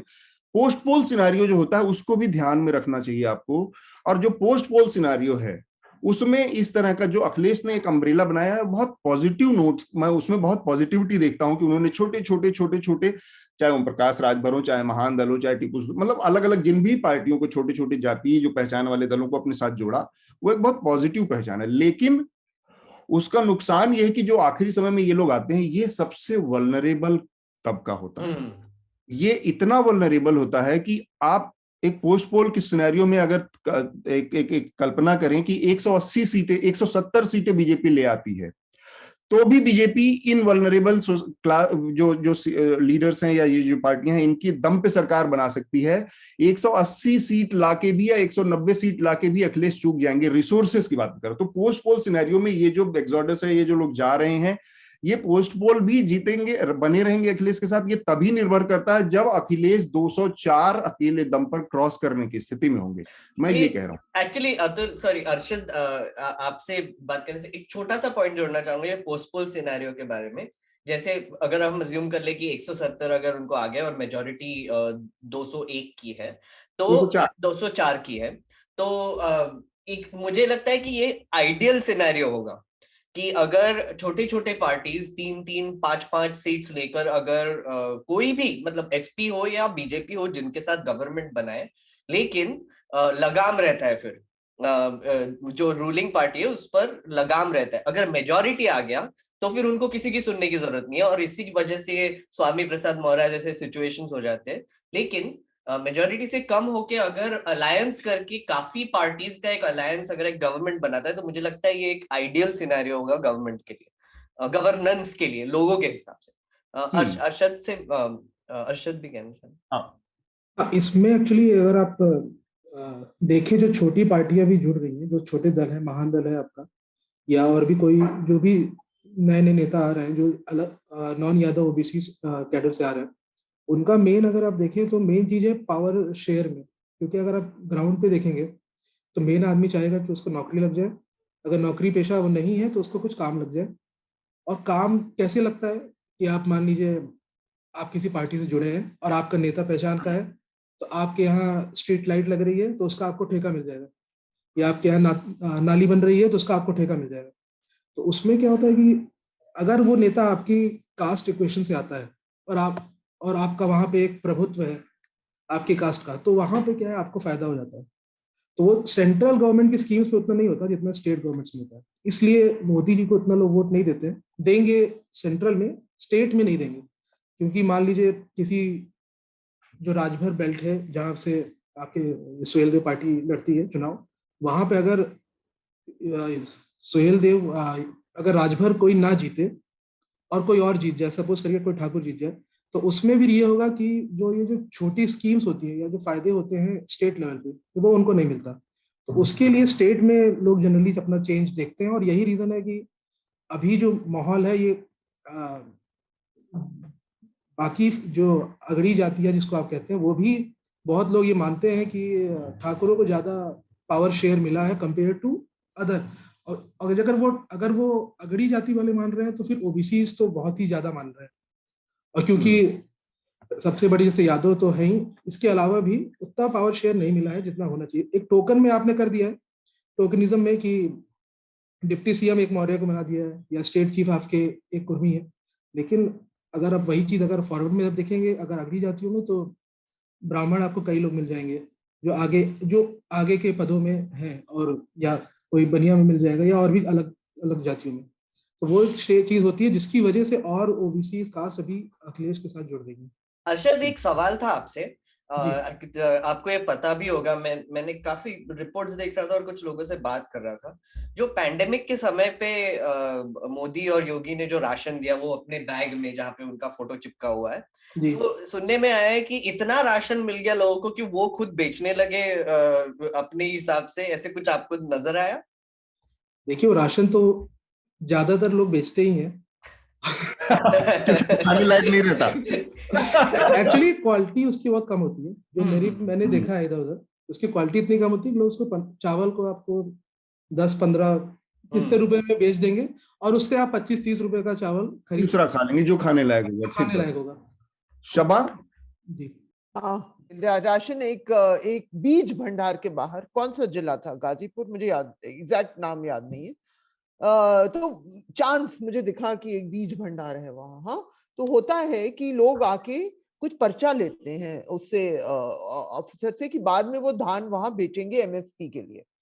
तो एक तो मुझे अच्छा लगा, मैं एग्रीकल्चर के बारे में डालती कि वो सरसों और धान ये फसल उग रही थी उस इलाके में, वो खूबसूरत लग रहा था सब। हाँ, और लोग आ रहे थे तो सब जाति के लोग मिल गए, प्रजापति, मौर्य, ठाकुर, कुर्मी, और सब, मतलब बहुत बातचीत हुई। और फिर एक जवान, एक ठाकुर लड़का, उसने कहा राशन से क्या मिलेगा मैडम, अगर इज्जत नहीं रही, वो ये कह रहा था। और प्रजापति ने कहा राशन तो हमको मिल रहा है, लेकिन क्या हम सिर्फ भीख मांग के जिंदा रहेंगे, नौकरी नहीं मिल रही। जो लोग आते हैं बीज भंडार में वो जवान लोग होते हैं, बेटे होते हैं शायद किसानों के, कुछ मजदूर होते हैं किसानों के, बुजुर्ग नहीं आ रहे हैं। तो ये पूरा वो लोग आते हैं अपनी बाइक में किसी तरह, और वो अपना पर्चा, मैं सिस्टम में समझ रही थी, पर्चा लेकर बाद में वो धान वहां इतना किलो बेचेंगे उधर, इस तरह की कार्रवाई हो रही थी। सबा, एक बहुत इंटरेस्टिंग चीज कही आपने, सॉरी इंटरप्ट कर रहा हूँ, कि जो वो आदमी ने कहा, मुझे ये समझ में नहीं आता कि न्यूज़पेपर में इतने एड्स आ रहे हैं कि हमने इतने लोगों को राशन दिया, करोड़ों लोगों को, 10 करोड़ 15 करोड़ लोगों को राशन दिया एक्सेट्रा। ये थोड़ा ब्रैग करने की बात नहीं है, राइट? क्योंकि लास्ट रिसोर्ट है ना राशन की। अगर आपको खाने को भी नहीं मिल रहा है इसलिए सरकार आके आपको राशन दे रही है, तो बट ये जो तरीके से कैंपेनिंग कर रहे हैं कि अपना फोटो लगा के ये कर रहे हैं, आई डोंट थिंक कोई प्राउड होगा कि मैं राशन ले रहा हूँ, मुझे मोदी जी राशन दे रहे हैं। आई मीन ये बेसिक नीड हो गई ना। सही कह रहे हैं। देखिए, मुझे लग रहा है, मुझे समझ ही नहीं आ रहा, बीजेपी इतनी मजबूत पार्टी। अब आप सोचिए, पिछले 3 चुनाव में, लोकसभा और असेंबली में, क्या शानदार वोट शेयर वो पाई है इस इलाके में। लेकिन मुझे समझ नहीं, क्या वो समझ नहीं रहे हैं कि अलग अलग किस्म के लोग आए थे उनके साथ, और जिस तरह की बात और एडवर्टाइजमेंट कैंपेन चल रहा है उसका मुझे कोई कनेक्शन नहीं दिख रहा जमीन के मुद्दों से। मुझे या तो मैं कुछ मिस कर रही हूँ। जहां भी मैं गई हूँ, मैं जितनी भी, जैसे अजीत अंजुम तो हर वक्त रोड पे हैं, उनसे आप पूछिए। हाँ, मैं जहां भी मैं गई, मैं कम्युनलिज्म अच्छी तरह समझती हूँ, मैं हिंदुत्व की सक्सेस भी एनालाइज कर चुकी हूँ। इस बार मुझे समझ नहीं आ रहा। ये योगी जी जाते हैं अयोध्या, फिर काशी में उन्होंने, जब मैं थी वहां बनारस में, उन्होंने प्रेस कॉन्फ्रेंस काशी कॉरिडोर के अंदर बुलाई। आप सोचिए ये सब हो रहा है। हाँ, आप उस पर जरूर एक स्टोरी करवाइए। और शायद आज उनके कोई अपॉइंटेड फंक्शनरी ने मीडिया, क्योंकि उनके लिए वायलेशन होगा model code of conduct, media के लोगों को वहां बुलवाया है अयोध्या, कि वो देखिए कितना काम हो रहा है। मैं फॉरवर्ड कर दूंगी वो हिंदी वाले इनवाइट्स, आपको कर दूंगी अतुल। हाँ, तो ये सब, हाँ, ये सब, और सभा उस पर भी थोड़ा सा आप रोशनी मुझे समझ नहीं आ रहा ये क्या है। हिंदुत्व इस बार नहीं है। हाँ, जैसे हिंदुत्व पर और के ऊपर तो मैं अरशद की राय जान, अरशद क्योंकि वो रहते हैं, मुसलमान रहते हैं वहां, वो क्या सोचते हैं छोटे से बिल्कुल, क्योंकि सब टाइम भी ज्यादा हो रहा है। ये हिंदुत्व आपको दिख रहा है आजकल? देखिए, हिंदुत्व तो जो जिसको आप नेचुरल समझते हैं वो तो है, क्योंकि वो जहन में है, लेकिन इलेक्शन में कहाँ है? इलेक्शन, देखिए मैं जैसे देखता हूँ कि जो फॉरवर्ड कास्ट होती थी, इसमें जैसे पहले के, आज से 5 साल पहले, जैसे आप ठाकुर मानेंगे तो वो जिस रीजन से भी होंगे, सपा से बहुत बड़े तबका जुड़ा हुआ था, वो अभी जैसे नहीं है। तो आपको जब बात करेंगे एज अ मुस्लिम, अगर आप बात करेंगे तो आपके फ्रेंड सर्किल में उतना नहीं दिखेगा। तो एक चीज है जो इंडिया के मुसलमान ज्यादातर सुनते हैं नहीं, वो कि तो यार आप तुम तो सही हो, लेकिन हाँ, बाकी तो ऐसे होते हैं। नहीं वो अलग चीज है। मैं चुनाव की बात कर, वो अलग सेंट, वो तो हर जगह है। चुनाव में धर्म वही है। संसद की वीडियो, नहीं चुनाव में भी देखिए, मेरे हिसाब से तो है। नहीं, लेकिन मुस्लिम का जिंदा रहना मुद्दा नहीं है सपा को ना वोट देने का। ये मैं कह रही हूँ, मुझे नहीं दिख रहा वो इस बार नहीं कि तो वो मुस्लिम पार्टी हो मुसलमान गई है। इस बार मुझे नहीं लगता मुसलमान इतनी बड़ी तादाद में सपा को वोट देंगे, क्योंकि एक ओवैसी फैक्टर भी है जो बहुत बड़ा तो नहीं है, लेकिन वो काफी सीट्स पे काम करेगा। क्योंकि बीच के जी, तो सपा बदल रही है। सपा मुस्लिम डिपेंडेंट नहीं है। सपा को मैं मानती हूँ कि सपा को ओवैसी के एग्जिस्टेंस सूट करता है, क्योंकि उसको ये पूरा बोझ नहीं लेना पड़ रहा कि वो मुसलमान की बात करे, क्योंकि उसके लिए वो स्ट्रेटेजिक ट्रैप हो जाता। उसको सूट कर रहा है, क्योंकि अब वो यादव मुस्लिम पार्टी नहीं रहना चाहती। अगर बीजेपी को हराना है, उसको दूसरे दलों के साथ, दूसरे जातियों के साथ पार्टी बन के निकलना है। तो वो सही है, फिर वो सही तो है, ये सब हो रहा है। हाँ जी वो सही, आपकी बात सही है। लेकिन जो मुझे लग रहा है कि फिर उससे क्या होगा कि अगर वो, क्योंकि असल में ओवैसी की पूरी पॉलिटिक्स की कई व्याख्या हो सकती है, तो उसको थोड़ा सा अभी हम यहाँ पर विषयांतर भी हो जाएगा। हालांकि विषयांतर भी क्या, वो अगर उत्तर प्रदेश में घुस रहे हैं और सीरियसली चुनाव कॉन्टेस्ट करने की बात कर रहे हैं, तो ओवैसी फैक्टर पे भी बात हम कर सकते हैं। और जैसा एक उसका पहलू सपा आप कह रही हैं कि भाई वो एक तरह से सपा को फायदा ही पहुंचा रहा है, अखिलेश के ऊपर सारा बर्डन है, वरना मुसलमानों के क्वेश्चन पर उनको जवाब देना पड़ता। अभी वो उससे मुक्त हो गए हैं कई काफी लिहाज तक। और ये कहना कि अखिलेश के पास सारा मुस्लिम वोट नहीं जा रहा है, ये भी उनके लिए अच्छी बात है पॉलिटिकली। अफसोस की बात है, लेकिन क्योंकि वो मुस्लिम डिपेंडेंट आज के दौर टैग में से बचे हुए हैं टैग ना, से बचे हुए हैं ठप्पे कि से बचे ओवैसी हमारी जो आप लोग जो मीडिया, हुए। वो मीडिया समझती है कि ओवैसी के लोगों को चैनल में रख के हिंदू मुस्लिम करा रहे हैं। वो समझ नहीं रहे हैं कि ये सपा को सूट करता है। मुस्लिम वोट थोड़ा सा जाए भी तो सूट करता है। ये थोड़ा अरविंद सा के मैं एक बार फिर से पीछे की तरफ जाना चाह रहा था सभा कि जहां पर बात हमने रोकी थी कि अल्टीमेटली ये जो पूरी भागदौड़ और जो उठापटक दिख रही है, उसमें एक आपका जो मैं पर्सपेक्टिव जानना चाह रहा था कि ये केवल और केवल अखिलेश के लिए सब अच्छा ही नहीं है। इन लोगों के जाने में के बहुत सारे खतरे हैं, और उसका एक पोस्टपोल सिनेरियो की भी बात मैंने की। आप उस लिहाज से थोड़ा सा अगर इस पर कमेंट कर पाए। इसके बाद मैं शार्दुल का बयान चाहूंगी, क्योंकि बहुत देर से शार्दुल चुप है, तो मेरे ख्याल से उनके दिमाग में बहुत कुछ पक्का होगा।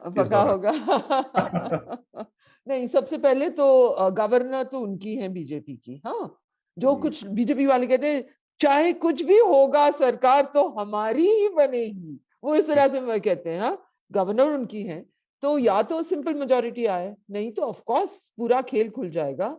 और जरूर, लेकिन हम इन सब, जैसे राजभर जी की पार्टी, हाँ, उनको उनसे उन पर हम क्यों सबसे पहले शक करें? सबसे बड़े जो बीजेपी ने स्विच ओवर्स कराए वो कांग्रेस से हुए हिंदुस्तान में।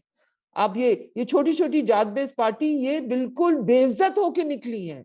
उनको बिल्कुल, और वो जोर जोर से, जब लगा नहीं था कि बीजेपी हारेगी, इनकी पार्टी जोर गांव में, चौराहे में, शहर में जाके गाली बक रही थी।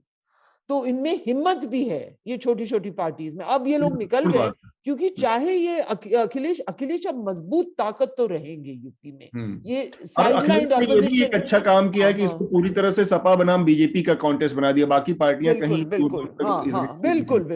तो अखिलेश चाहे वो मजबूत ऑपोजिशन बनेंगे या तो वो जीत जाएंगे, उनका फ्रंट जीत जाएगा, क्योंकि बीजेपी की सरकार सब कुछ है। तो ये लोग, ये जो छोटी जाति वाली जो नेता निकल रहे हैं, इन्होंने हिम्मत दिखाई है। कुछ लोग अपॉर्चुनिस्ट हैं, लेकिन राजभर जी को मैं उसमें नहीं डालती, वो तो पहले से निकले हुए थे। ठीक बात। और ये जो जीत हार की बात कही, तो ये कह सकते हैं कि कम से कम सब अखिलेश फिलहाल जो लड़ाई लड़ रहे हैं उसमें उनके सामने जीत या फिर दूसरे पोजीशन की लड़ाई, बाकी लोग अपने को उस खेल से बाहर रख के लड़ रहे हैं, चाहे वो मायावती हो चाहे वो कांग्रेस को हम देख सकते हैं, क्योंकि पिछले 30 साल हो गए कांग्रेस को, सपा की यूपी की पॉलिटिक्स में इरेलेवेंट हुए, तो हम बहुत ज्यादा कांग्रेस के ऊपर अभी दाव नहीं लगा सकते। हालांकि मेघनाथ ने शुरुआत में उसका जिक्र किया था कि जो महिला पॉलिटिक्स की शुरुआत की है और टिकट देने की, उस पर हम बात करेंगे। एक बार शार्दुल से इस पर मेरे पास कांग्रेस के बारे में और भी पॉइंट्स है, शार्दुल के बाद में। जी, अधिकतर बातें सबने कह दी हैं, लेकिन छोटी छोटी 3-4 ऑब्जर्वेशंस। पहला तो ये जो बात हो रही है नैरेटिव्स की, जैसा अतुल जी ने कहा कि वो अपना बैगेज भी लेकर आएंगे, ये बात भी ठीक है। देखिए, नेता सारी चीजें एक साथ करता है, वो कोई एक आइडियोलॉजी, एक विचार का कोई नेता नहीं होता। जैसे समाज विविध है, नेता को भी अलग अलग स्ट्रीम्स पे चलना पड़ता है। और चुनाव क्या है? चुनाव इन कंपीटिंग नैरेटिव्स का ना अपनी अपनी हवा बनाने का ही खेल है। और एक मुद्दा जिसकी हमने बात नहीं की वो है महंगाई। वो इस समय बेरोजगारी से भी ऊपर। कोई सोच भी नहीं सकता था कि 250 रुपए किलो सरसों का तेल हो जाएगा। ठीक, बिल्कुल, जो आम परिवार या उसी तरह के लोग इस्तेमाल करते थे पहले। तो ये सारी चीजें एक साथ चल रही हैं। ये बात ठीक है कि स्वामी प्रसाद मौर्य और इन नेताओं का सपा में जाना ये धीरे धीरे दिखा रहा है कि बसपा चुनाव की दौड़ से बाहर होती जा रही है। वो चुनाव लड़ेगी, अपना वोट पाएगी, लेकिन सत्ता की दौड़ से वो बाहर होती जा रही है। एक बात जो आपने रोचक कही, जो बैगेज से जुड़ी हुई है, देखिए सत्ता के लिए गठबंधन, चुनाव का और सत्ता का बंटवारा दो अलग अलग चीजें हैं। वो अभी भी तो कंप्लेन यही कर रहे हैं कि हम आए तो थे लेकिन मिला नहीं। माल अब मिला मिलेगा नहीं, या नहीं, ये तो वो है। अब हर नेता अपना इवैल्यूएशन करता है, अपनी गणना करता है कि वो क्या ले पाएगा क्या नहीं ले पाएगा। लेकिन उससे ज्यादा जरूरी होता है कम से कम एक समझदार नेता के लिए अपने बेस को बचाना, अपने इलाके को एक हद तक संभाले रखना। नहीं तो फिर जड़ उखड़ जाएगी तो आप कहीं के बचेंगे नहीं। मैंने एक चीज, आप डील भी नहीं कर पाएंगे। डील भी तो उसी आधार पर होता है कि आपका किला बचा रहे। नहीं, डील के बाद तो आपका बेसिक अस्तित्व भी बचेगा या नहीं, कहीं आप ज्यादा बुरी तरह हार गए तो, पासा उल्टा पड़ गया तो ये सारी चीजें एक साथ चल रही हैं। उसमें धन भी होगा, उसमें प्रॉपर्टी भी होगी, उसमें सारी चीज होंगी। आप जब लोग बात कर रहे थे तो मैंने लिखा कि ये सारे मुद्दे नेताओं से ज्यादा, दलों से ज्यादा जनता के बीच में है ना। पब्लिक महंगाई भी झेल रही है, पब्लिक जो तरह तरह के प्रॉब्लम होती है वो भी झेल रही है, पब्लिक कोविड से भी झेल रही है, और ये सारी चीजें सबके दिमाग में एक साथ चल रही हैं। अब कौन चुनाव के दिन किस मुद्दे पर वोट करना पसंद करेगा, ये कैसे डिसाइड होगा, आगे देखिए क्या होता है। लेकिन ये कंपीटिंग नैरेटिव्स है। एक बात मैं और कहना चाहूंगा, अभी चुनाव में समय है और ये 7 फेज का है पिछले साल की तरह। तो जैसा आप कह रहे हैं, ये भी हो सकता है कि लोग अपनी बोगी जोड़ रहे हों कि सत्ता में आते हुए दिख रहे हैं, लेकिन जब तक सारे टिकट बंटवारों की सूचियां नहीं आ जाती और कम से कम कुछ फेज पार नहीं आ सकते, इस चुनाव के बारे में भी नहीं कहा जा सकता। केवल मैं असल में आज डेविल्स एडवोकेट प्ले कर रहा था, तो इसलिए एक बार फिर से उसको मैं अपने को थोड़ा सा शिफ्ट कर रहा हूं। और उसमें अखिलेश के लिए एक अच्छी बात ये है, अखिलेश मैनेज जिस तरह से कर पा रहे हैं वो ये है कि ये सारे लोग जो आ रहे हैं, टिकट का त्याग कर सकते हैं आप, सत्ता का त्याग नहीं कर सकते आप। तो सत्ता में एक बार जब आ जाएंगे तो बहुत सारे तरीके हैं जिससे कि आपको, लेकिन ये रीजनल पार्टियां हैं, छोटी पार्टियां हैं बीजेपी के मुकाबले, तो ये बहुत समय तक सत्ता से बाहर रह गई तो इनको अपना अस्तित्व बचाना, अपना संगठन बचाना, अपने कैडर को बचाना बहुत मुश्किल होता है, लोग छिटक जाते हैं। तो 5 साल हो गए हैं। अच्छा, एक और चीज है जिस पर मैं अब आप सब लोगों से बात करना चाह रहा हूं, वो ये है कि ये पहला इलेक्शन बहुत ही डिफरेंट प्लैंक पे होने वाला है। ये देश का ऐसा इलेक्शन है पहला जो ऑलमोस्ट वर्चुअल लड़ा जाएगा, कम से कम मॉडल कोड ऑफ कंडक्ट के बाद, नोटिफिकेशन के बाद। उससे पहले अखबारों में जितना चाहे करोड़ों रुपए फूंक दिया हो योगी जी ने, मोदी जी ने, चाहे जितनी रैलियां कर ली हो पब्लिक फंड पे, वो हम नहीं उसको उस दायरे में ला सकते, क्योंकि उन्होंने एक टेक्निकलिटी का फायदा उठाया कि 3 महीने से अखबारों में, टीवी में, हर जगह वो पब्लिक फंड पे रैलियां करते रहे, क्योंकि प्राइम मिनिस्टर जा रहा था उद्घाटन करने वो। और एग्जैक्ट जो एक्चुअल चुनाव है 7 फेज का, उसको आपने 28 दिनों में फिक्स किया है, तो बाकी लोगों के लिए आपने कोई स्पेस नहीं छोड़ा और अपना चुनाव अभियान एक तरह से आप 3 महीने से चला रहे थे। ये एक चीज है। इसके बावजूद रैलियां नहीं होंगी, 15 तारीख तक ऐसे ही बंद है, जनवरी तक। इसके बाद भी एक्सटेंड किया जा सकता है जिस तरह का स्थिति है ओमाइक्रॉन की और थर्ड वेव के आने की। पहली बार कोई चुनावी कैंपेन पूरी तरह से वर्चुअल लड़ा जाएगा। पूरी तरह से। तो ये आप डोर टू डोर कैंपेन नहीं करेंगे क्योंकि 5 लोग से ज्यादा हो नहीं सकते हैं। ऐसे में भारतीय जनता पार्टी बनाम जो अदर पार्टियां हैं, इनके बीच का जो अंतर है वर्चुअली या डिजिटली, जो डिजिटल प्रेजेंस है, वो भारतीय जनता पार्टी और बाकी के मुकाबले में एक तरह से ये है कि कुछ लोग जमीन पे हैं और वो आसमान पर है। बहुत बड़ा गैप है भारतीय जनता पार्टी से। बिल्कुल। अब इसका चुनावी नतीजों पर जो असर होने वाला है, जो अभियान पर असर होने वाला है, बाकी पार्टियों को इसका जो डिसएडवांटेज होने वाला है, उस पर मैं बात करना चाह रहा हूं। मेघनाद अपनी बात रखें, सबा, अरशद, सारे लोग। एक्चुअली हमारा एक विषय भी थोड़ा सा इसी से रिलेटेड था, वो टेक फॉग वाला जो विषय था, जो वायर ने रिपोर्ट पब्लिश की है कि एक टेक फॉग नाम का ऐप है जो बीजेपी इस्तेमाल कर रही है, जिससे ठोक में गालियां दी जा सकती है, ठोक में आप प्रोपोगंडा कर सकते हैं, ठोक में आप ट्रेंडिंग टॉपिक्स में आप ये कर सकते हो, और व्हाट्सएप कैप्चर करके किसी इनएक्टिव नंबर को यूज करके फॉरवर्ड्स भी डाल सकते हो। तो काफी एक सोफिस्टिकेटेड सॉफ्टवेयर है जो कि एक परसिस्टेंट नाम के नागपुर के कंपनी ने बनाया है। तो इससे आपको एक चीज पता चलती है कि बीजेपी इस मामले में कितना एडवांस्ड हो चुकी है, कि वो एक तरीके से सिस्टमैटिक तरीके से अपना मैसेज कैसे फैलाते हैं, ग्राउंड तक कैसे जाएगा, ये फिगर आउट कर चुकी है ऑलरेडी। और जब हम वेस्ट बंगाल के इलेक्शंस देख रहे थे तो एक बहुत इंटरेस्टिंग चीज दिखी। बाकी के पार्टियों को हमको अंडर एस्टिमेट भी नहीं करना चाहिए, क्योंकि टीएमसी ने भी यही खेल खेला। टीएमसी पहले शुरुआत में यही लोग बोल रहे थे कि अरे बीजेपी का आईटी सेल इतना पावरफुल है, बीजेपी का मीडिया पे कंट्रोल है, बीजेपी का वर्चुअल कैंपेनिंग इतना ज्यादा है, ये सब है। तो टीएमसी ने भी लास्ट मोमेंट में कुछ ऐसे तरीके अपनाए जिसकी वजह से नैरेटिव उनकी तरफ जाता रहा। एक चेंज है बस इसमें मेघनाथ, टीएमसी पावर में थी, अखिलेश पावर में नहीं है। ये भी है, ये भी सही बात कही आपने। तो जैसे कि बीजेपी अब गांव-गांव अगर वर्चुअल जाना हुआ तो वो लाखों टेलीविजन सेट लगा के वर्चुअल प्रचार कर सकती है, अखिलेश नहीं कर सकते। ये एक अखिलेश ने भी बोला, एक्चुअली अखिलेश ने एक लेटर लिखा है इलेक्शन कमीशन को कि एक लेवल प्लेइंग फील्ड नहीं रहेगा इसकी वजह से, क्योंकि बीजेपी के पास जो रिसोर्सेस है वो उनसे कई ज्यादा है। बट उन्होंने ये भी एक बहुत इंपॉर्टेंट बात की, हम छोटे छोटे पार्टीज की बात कर रहे थे, उन्होंने जो प्लेटफॉर्म दिया उनके भी हिसाब से वो बात कर रहे थे कि ठीक है समाजवादी पार्टी तो मे बी कर लेगी, बट छोटी छोटे पार्टियों का क्या, जिनके पास तो उतने भी फंड्स नहीं है जितने समाजवादी पार्टी। तो मतलब लेवल्स में आप अगर देखेंगे तो सबसे डिसएडवांटेज्ड पिछड़े जातियों के पार्टीज और जो स्मॉल 2-2, 3-3 सीटों के हिसाब से काम करने वाले पार्टीज है, उनका है। और एक छोटी सी चीज मैं जोड़ना चाहूंगा कांग्रेस के बारे में। कांग्रेस का, मैं प्रियंका गांधी का इंटरव्यू देख रहा था मौसमी के साथ इंडिया टुडे पे।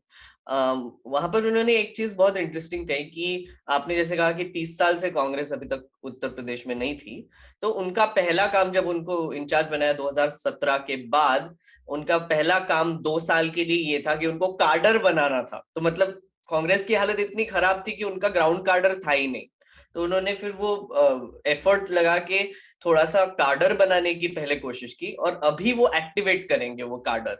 तो कांग्रेस, मुझे पता नहीं किस हद तक यहाँ पर गेम दिखेगा या फिर क्या होगा, वो थोड़ा बोलना मुश्किल है, लेकिन लड़ तो रहे हैं पूरे दम से।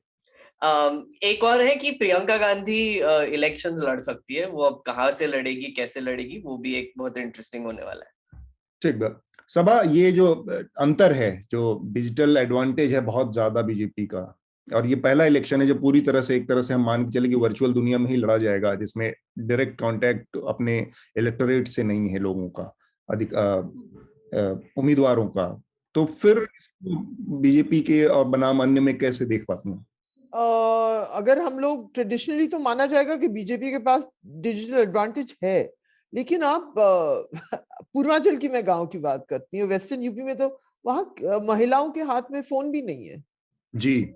आप ये भी ध्यान रखिए। गरीब तबके जो हैं, जिन लोगों ने छोड़ा है राजभर महिला, वो ये लोग एग्रीकल्चरल लेबर हैं, इनके हाथ में फोन नहीं है। मर्दों के हाथ में है, बहुत कम महिलाओं, मैंने पूरे गांव में गई, महिलाओं के हाथ में फोन भी नहीं है।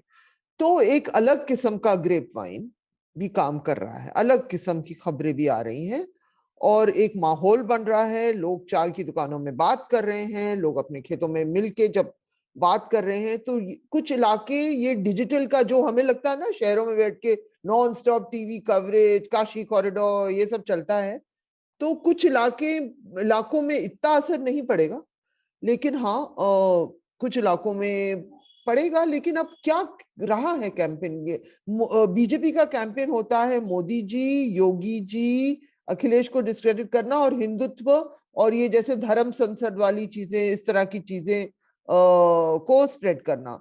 अखिलेश जी की टीम अभी बन रही है, मतलब उनका है, और वो एक लूजली एक सेंट्रल डिजिटल स्ट्रक्चर क्रिएट करने की करेंगे, लेकिन उनका पूरा कैंपेन कैंडिडेट्स पे चढ़ेगा, कैंडिडेट जो चाहेगा। तो बीजेपी में जैसे बंगाल में उन्होंने हर सीट के लिए एक आईटी सेल बनाया था, एम्प्लॉय किया था, लोगों को नौकरियां मिली थी बंगाल में, हर सीट के लिए अलग आईटी टीम। तो इस बार वो, लेकिन यहाँ वो यही करेंगे जब सारे टिकट मिल जाएं, तो बीजेपी, आरएसएस, पूरा उनका एक स्ट्रक्चर ऐसे है जिसका कोई फर्क नहीं पड़ता, कौन लीडर हो, कौन वर्कर हो, वो चलता रहता है बीजेपी, वो और किसी पार्टी के पास नहीं है, वो सच है। लेकिन लेकिन इसमें ये भी है कि कुछ कैंडिडेट्स ऐसे ही जैसे खंबे भी चुनाव जीत के आ गए क्योंकि मोदी की लहर थी, इस तरह की, ये भी है। हालांकि एसपी में हर कैंडिडेट अब एक तो कि लड़ने वाला तो है, लड़ सकता है, हाँ, ये नहीं है कि वो टैक्टिकली चुनाव लड़ रहे हैं। तो हाँ, डिजिटल एडवांटेज जरूर बीजेपी के पास है, लेकिन ये चुनाव ही में एक अलग एलिमेंट है जिसका डिजिटल से इतना लेना देना नहीं है। हाँ। अरशद, आप देखें, आप बताएं, डिजिटल का जो पूरा असर है या डिजिटल ही मोर्चे पे ये चुनाव लड़े जाना है, तो इसको आप कैसे देख पाते हैं, आप कैसे एनालाइज करते हैं इसको? यूपी अभी भी रूरल ज्यादा है, अर्बन नहीं है। और रूरल में अगर आप बात करेंगे तो उतना डिजिटली जिसपे भी आप लड़ाई करें, ट्विटर, फेसबुक, कहीं भी उतना प्रेजेंस आम जनता का उतना नहीं है जितना कि किसी और स्टेट में, सपोज महाराष्ट्र में है या किसी और में। तो मेन चीज ये है कि जो दूसरी चीज, रिसोर्सेज का तो फर्क पड़ेगा क्योंकि बीजेपी का रिसोर्सेज ज्यादा है। अभी भी उनके आप हिंदी न्यूज़पेपर उठा ले तो उनके एड्स बड़े रहते हैं, तो ये चीज तो रहेगी ही। और दूसरी चीज की जो ग्राउंड पे लेवल पे जो बीजेपी के कार्यकर्ता है आपके, या पन्ना प्रमुख है या कोई भी है, उनका प्रेजेंस ज्यादा है। और मेन चीज क्या है कि आपका ज्यादातर कम्युनिटीज के अपना फिक्स्ड वोट बैंक है, हर पार्टी का थोड़ा थोड़ा अपना अपना। जो मेन लड़ाई होगी वो जो फिक्स्ड नहीं है उनमें होगी, तो उनमें जो है वो अब कैसे वो ग्राउंड रियलिटी में, क्योंकि लॉकडाउन नहीं है, पार्टी के कार्यकर्ता तो जा सकते हैं, कुछ सब मिल भी सकते हैं। मेन चीज है कि आपका बस रैलीज नहीं होगी या जो भी होगा, तो वो मेरे ख्याल से ज्यादा फर्क नहीं पड़ेगा। अरशद, आप भी वोटर है ना उत्तर प्रदेश के? जी। तो आप फेंस सिटर कैटेगरी में है अभी, या फिर आपने अपना मन बना लिया? मैं पूछूंगा नहीं किसको वोट करेंगे, बट मैं पूछ रहा हूँ अभी मैं फेंस सिटर मन बना लिया है। नहीं, मैं तो पूछ रही हूँ किसको वोट देंगे, मेरी आदत पड़ गई है, मैं पहुंचती हूँ, कहती हूँ हाँ नमस्कार भाई साहब, आपकी जाति क्या है, अच्छा आप किसको वोट देंगे? शार्दुल, देखिए, आप बताएंगे अरशद? नहीं, हाँ, चॉइसेस नहीं क्या अभी हैं? नहीं, देखिए अभी हम अभी पत्ते खोलना ठीक नहीं है। अभी जो है यहाँ मेन या तो एसपी की लड़ाई है या तो कुछ सेक्शंस ऑफ द सोसाइटी। मगर इन जनरल बात करूं अगर, तो मेरा अभी फिक्स नहीं है, बट क्योंकि मैं यहाँ रहता नहीं हूँ जनरली, तो वोटिंग यहाँ पे है। तो लेकिन जैसे जनरली में आप समझे तो यहाँ पे एसपी मेन कंटेंडर रहेगा। और जो मेरी बात हुई है आम जनता में, गाँव में जो है हम लोग उधर जाते हैं, तो उधर भी आपका ओवैसी का एक फैक्टर है, थोड़ा फैक्टर है, कितना रहेगा वो पता नहीं, लेकिन रहेगा। बाकी कांग्रेस का नॉन एंटिटी है, कांग्रेस की अरशद, आप कह रहे हैं ओवैसी एक फैक्टर है, तो मुझे थोड़ा सा बताएं कि ये जो ओवैसी फैक्टर है, ये मुस्लिम कम्युनिटी के अंदर है या इसमें कुछ और भी तबके हैं, या केवल बहुत लिमिटेड अगर मुस्लिम फैक्टर वो उसमें है तो फिर वो एक तरह से हाँ नहीं, जैसे क्या है कि इधर की एक सीट है प्रतापगढ़ सदर की, तो उसमें जहां तक बात चल रही है कि एआईएम जो है आपका एक किसी पासी कैंडिडेट को खड़ा करेगी, जो यहाँ लोकल बातें चल रही हैं, अभी टिकट तो आए नहीं है। तो उसमें क्या है कि वो एक तरीके से वो लोग अपना जोड़ना चाह रहे हैं, तो लेकिन क्या उसमें रहेगा वो पता नहीं। तो ऐसा जोड़ना चाह रहे, कितना लोग जोड़ते हैं उसका देखने वाली बात है। ठीक बात। शार्दुल, बहुत ही सभी ने सारी बात कर दी है, तो ज्यादा समय ना लेते हुए देखिए, इतनी भी नहीं कह दी, कुछ तो होगी। नहीं देखिए, लगभग सारी बात हो चुकी है। और देखिए, जितना मुझे समझ आ रहा है, मेरी लिमिटेड समझ में, ये सीट दर सीट की लड़ाई है इस बार। क्योंकि कई सीटों से मैं बहुत इंटीमेटली वाकिफ हूँ, और वहां पे अगर भाजपा जीतती हुई भी दिख रही है, उनमें आपस में इतने झगड़े हैं। देखिए, सरकार अब लंबे समय से चल रही है, और अगर अभी भी पुराने, जिसे कहते हैं ना, गठे हुए कार्यकर्ताओं के काम नहीं हुए, या वो सेट नहीं हुए, या कुछ गड़बड़े हुई, उनकी अपनी ग्रीवेंसेज हैं, उम्मीदवारों के ग्रीवेंसेज है कि भाई लोग 25 साल से बैठे हुए हैं। तो ये सारे काम एक साथ चल रहे हैं। और देखिए, युद्ध नीति में जो आप कह रहे हैं ना, बड़ी पार्टी बीजेपी और दोनों का अलग अलग फायदा है। बड़े वाले को कुछ भी मूव करने के लिए समय लगता है, छोटे वाला तेज होता है, फटाफट डिसीजन ले सकता है। तो ये दोनों अपने फायदे और नुकसान हैं, लेकिन अंततः क्या होगा ये अभी नहीं पता। ये तो मैं बिल्कुल नहीं कहूंगा, क्योंकि इसमें तो अभी इस बात से तो मैं भी सहमत हूँ कि जो सरकार बनेगी, मेरा बस इतना ही भविष्यवाणी है कि 14 तारीख को आपको पता चल जाएगा, मार्च को। 10 को ही पता चल जाएगा, 14 को तो बन जाएगी। 10 नहीं, मेरी एक ही अभिलाषा है इस इलेक्शन में कि मेजॉरिटी गवर्नमेंट ना बने। कोई भी बना लो आप गवर्नमेंट, पर मेजॉरिटी गवर्नमेंट मत बनाओ। कोई अलायंस करके आप जो भी गवर्नमेंट बनाना बना। अच्छा, एक चीज मैंने देखी, एक चीज मैं जरूर मेंशन करना चाहूंगा, मैंने देखी, योगी आदित्यनाथ आजकल इंटरव्यू दे रहे हैं। हालांकि मैं योगी कहना पसंद नहीं करता, पर चलिए, वो जो नंबर्स बहुत सारे पत्रकारों ने और समय के साथ कोविड की दूसरी लहर के डिबंक किए कि सरकारी आंकड़े गलत है, वो उन्हीं को बता रहे हैं और अपनी उपलब्धियां गिना रहे हैं। तो पब्लिक को जो भी देखे, जो भी सुने, उन्हें ये जरूर समझना चाहिए कि जो नंबर आपके सामने है सच्चे नहीं है। अब अवेयर जरूर रहे कि आपसे जो कहा जा रहा है उसमें कितनी सच्चाई है। ठीक बात। मेघनाथ सभा, ये जो कांग्रेस के लिहाज से एक बार छोटा सा एक संक्षिप्त में बात कर लेते हैं, क्योंकि प्रियंका गांधी ने बहुत लंबे समय तक उत्तर प्रदेश में पहली बार उतरकर एक्टिव पॉलिटिक्स की है, संगठन बनाने का काम किया, और एक नया आइडिया दिया है जिसमें 40% के करीब सीटें महिलाओं को दी जा रही हैं। तो क्या उत्तर प्रदेश में ऐसी स्थिति है जिसमें जाति और धर्म के तमाम जो लेयर्स हैं, जो धाराएं हैं, लाइनें बटी हुई हैं, उसमें क्या महिलाओं की कोई एक कैटेगरी इवॉल्व हो सकती है, बन सकती है कि महिलाओं का एक इलेक्टोरेट अलग से बने और उस पर कोई पार्टी निर्भर हो सकती है, जैसा कि कांग्रेस करती दिख रही है? ये बहुत इंपॉर्टेंट फैक्टर है मुझे लग रहा है इस इलेक्शन में, क्योंकि अगेन मैं वेस्ट बंगाल का एग्जांपल दूंगा। टीएमसी ने जो कैंपेन किया था वो पूरा एक 50% महिलाओं को एक अम्ब्रेला के नीचे रख के किया था। वहां पे जाति धर्म का कुछ उन्होंने ये नहीं किया था। जो भी स्कीम्स अनाउंस किए थे, सबसे बड़े जो स्कीम्स थे, स्कॉलरशिप स्कीम्स से लेके मैरिज स्कीम्स से लेके सब महिलाओं के तरफ थे। हेल्थ स्कीम्स, इंश्योरेंस जो मिलेगा वो महिला हेड को मिलेगा। तो उसकी वजह से मुझे लगता है कि टीएमसी को एक बहुत बड़ा फायदा हुआ। अब मुझे लगता है कांग्रेस को इसीलिए हमको डिस्काउंट नहीं करना चाहिए, क्योंकि अगर आप कैंपेनिंग देखेंगे, जैसे इन्होंने 40% आरक्षण का जो अनाउंसमेंट कर दिया है, मुझे लगता है इसका इफेक्ट पड़ेगा। और ऊपर से प्रियंका गांधी जो है वो नई एंट्रेंस है, फिर भी राहुल गांधी का बहुत बैगेज है। राहुल गांधी अगर ग्राउंड पे आते हैं तो उनको गालियां ही पड़ेंगी। अब अभी ऐसा ही अज्यूम करना चाहिए, उनका ब्रांड पूरी तरह खत्म हो चुका है। लेकिन प्रियंका गांधी को अटैक करना बहुत मुश्किल है। अगर आप सोचेंगे कि योगी आदित्यनाथ ने वैसे असेंबली में अभी तक इलेक्शन लड़ा नहीं है, सपोज आप योगी आदित्यनाथ और प्रियंका गांधी को आमने सामने खड़ा कर देंगे एक इलेक्शन में, एक कॉन्स्टिट्यूएंसी में, तो मुझे लगता है कि थोड़ा बोलना डिफिकल्ट होगा कौन जीतेगा उस हिसाब से, क्योंकि योगी आदित्यनाथ उनको अटैक करते हुए अच्छे नहीं दिखेंगे, और प्रियंका गांधी फिर भी जो भी इंटरव्यूज देखे मैंने लिमिटेड, काफी एरुडाइट है और काफी लाइकेबल भी है। तो वो एक फैक्टर मुझे लगता है कांग्रेस को थोड़ा फायदा तो पहुंचाएगी। अभी कितने सीट मिलेंगे, क्या मिलेंगे, वो तो प्रेडिक्शन नहीं कर सकते। ठीक बात। कांग्रेस की मेरे ख्याल से कोशिश सीटों से ज्यादा ये है कि जो उसका वोट परसेंटेज बुरी तरह से खत्म हो चुका है, सिकुड़ गया, उसमें और एक जो डिजिटल कैंपेन की भी बात यहाँ पे आती है, क्योंकि कांग्रेस के पास भी रिसोर्सेज है, एक डिजिटल आर्मी टाइप है जो कि बहुत एक्टिव है सोशल मीडिया पे, और उनका भी काफी हद तक आईटी सेल जो है वो बहुत एक्टिव है, तो वो भी एक फैक्टर होगा।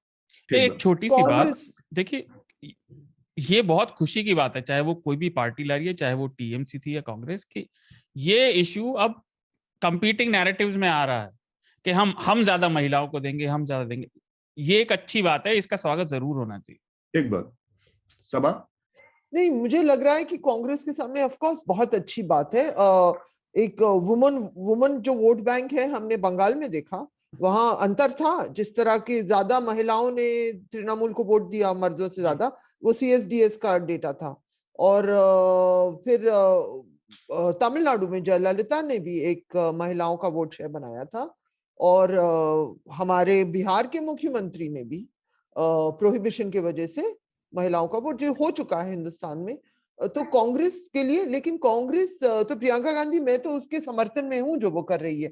जब इतनी सारी महिलाएं आएंगी, चाहे वो हारेगी भी, तो फिर अच्छी बात है। लेकिन आप गौर करिए कि ये सब जो हम कहते हैं ना, हम ये कि अब इस बार वो बहुत हार्ड वर्क कर रही है, अरे सब करते हैं जो पॉलिटिक्स में है। हम लोग एक्सेप्शनल चीज मांगते हैं जब कांग्रेस के लोग कुछ दिन टिक जाते हैं एक जगह।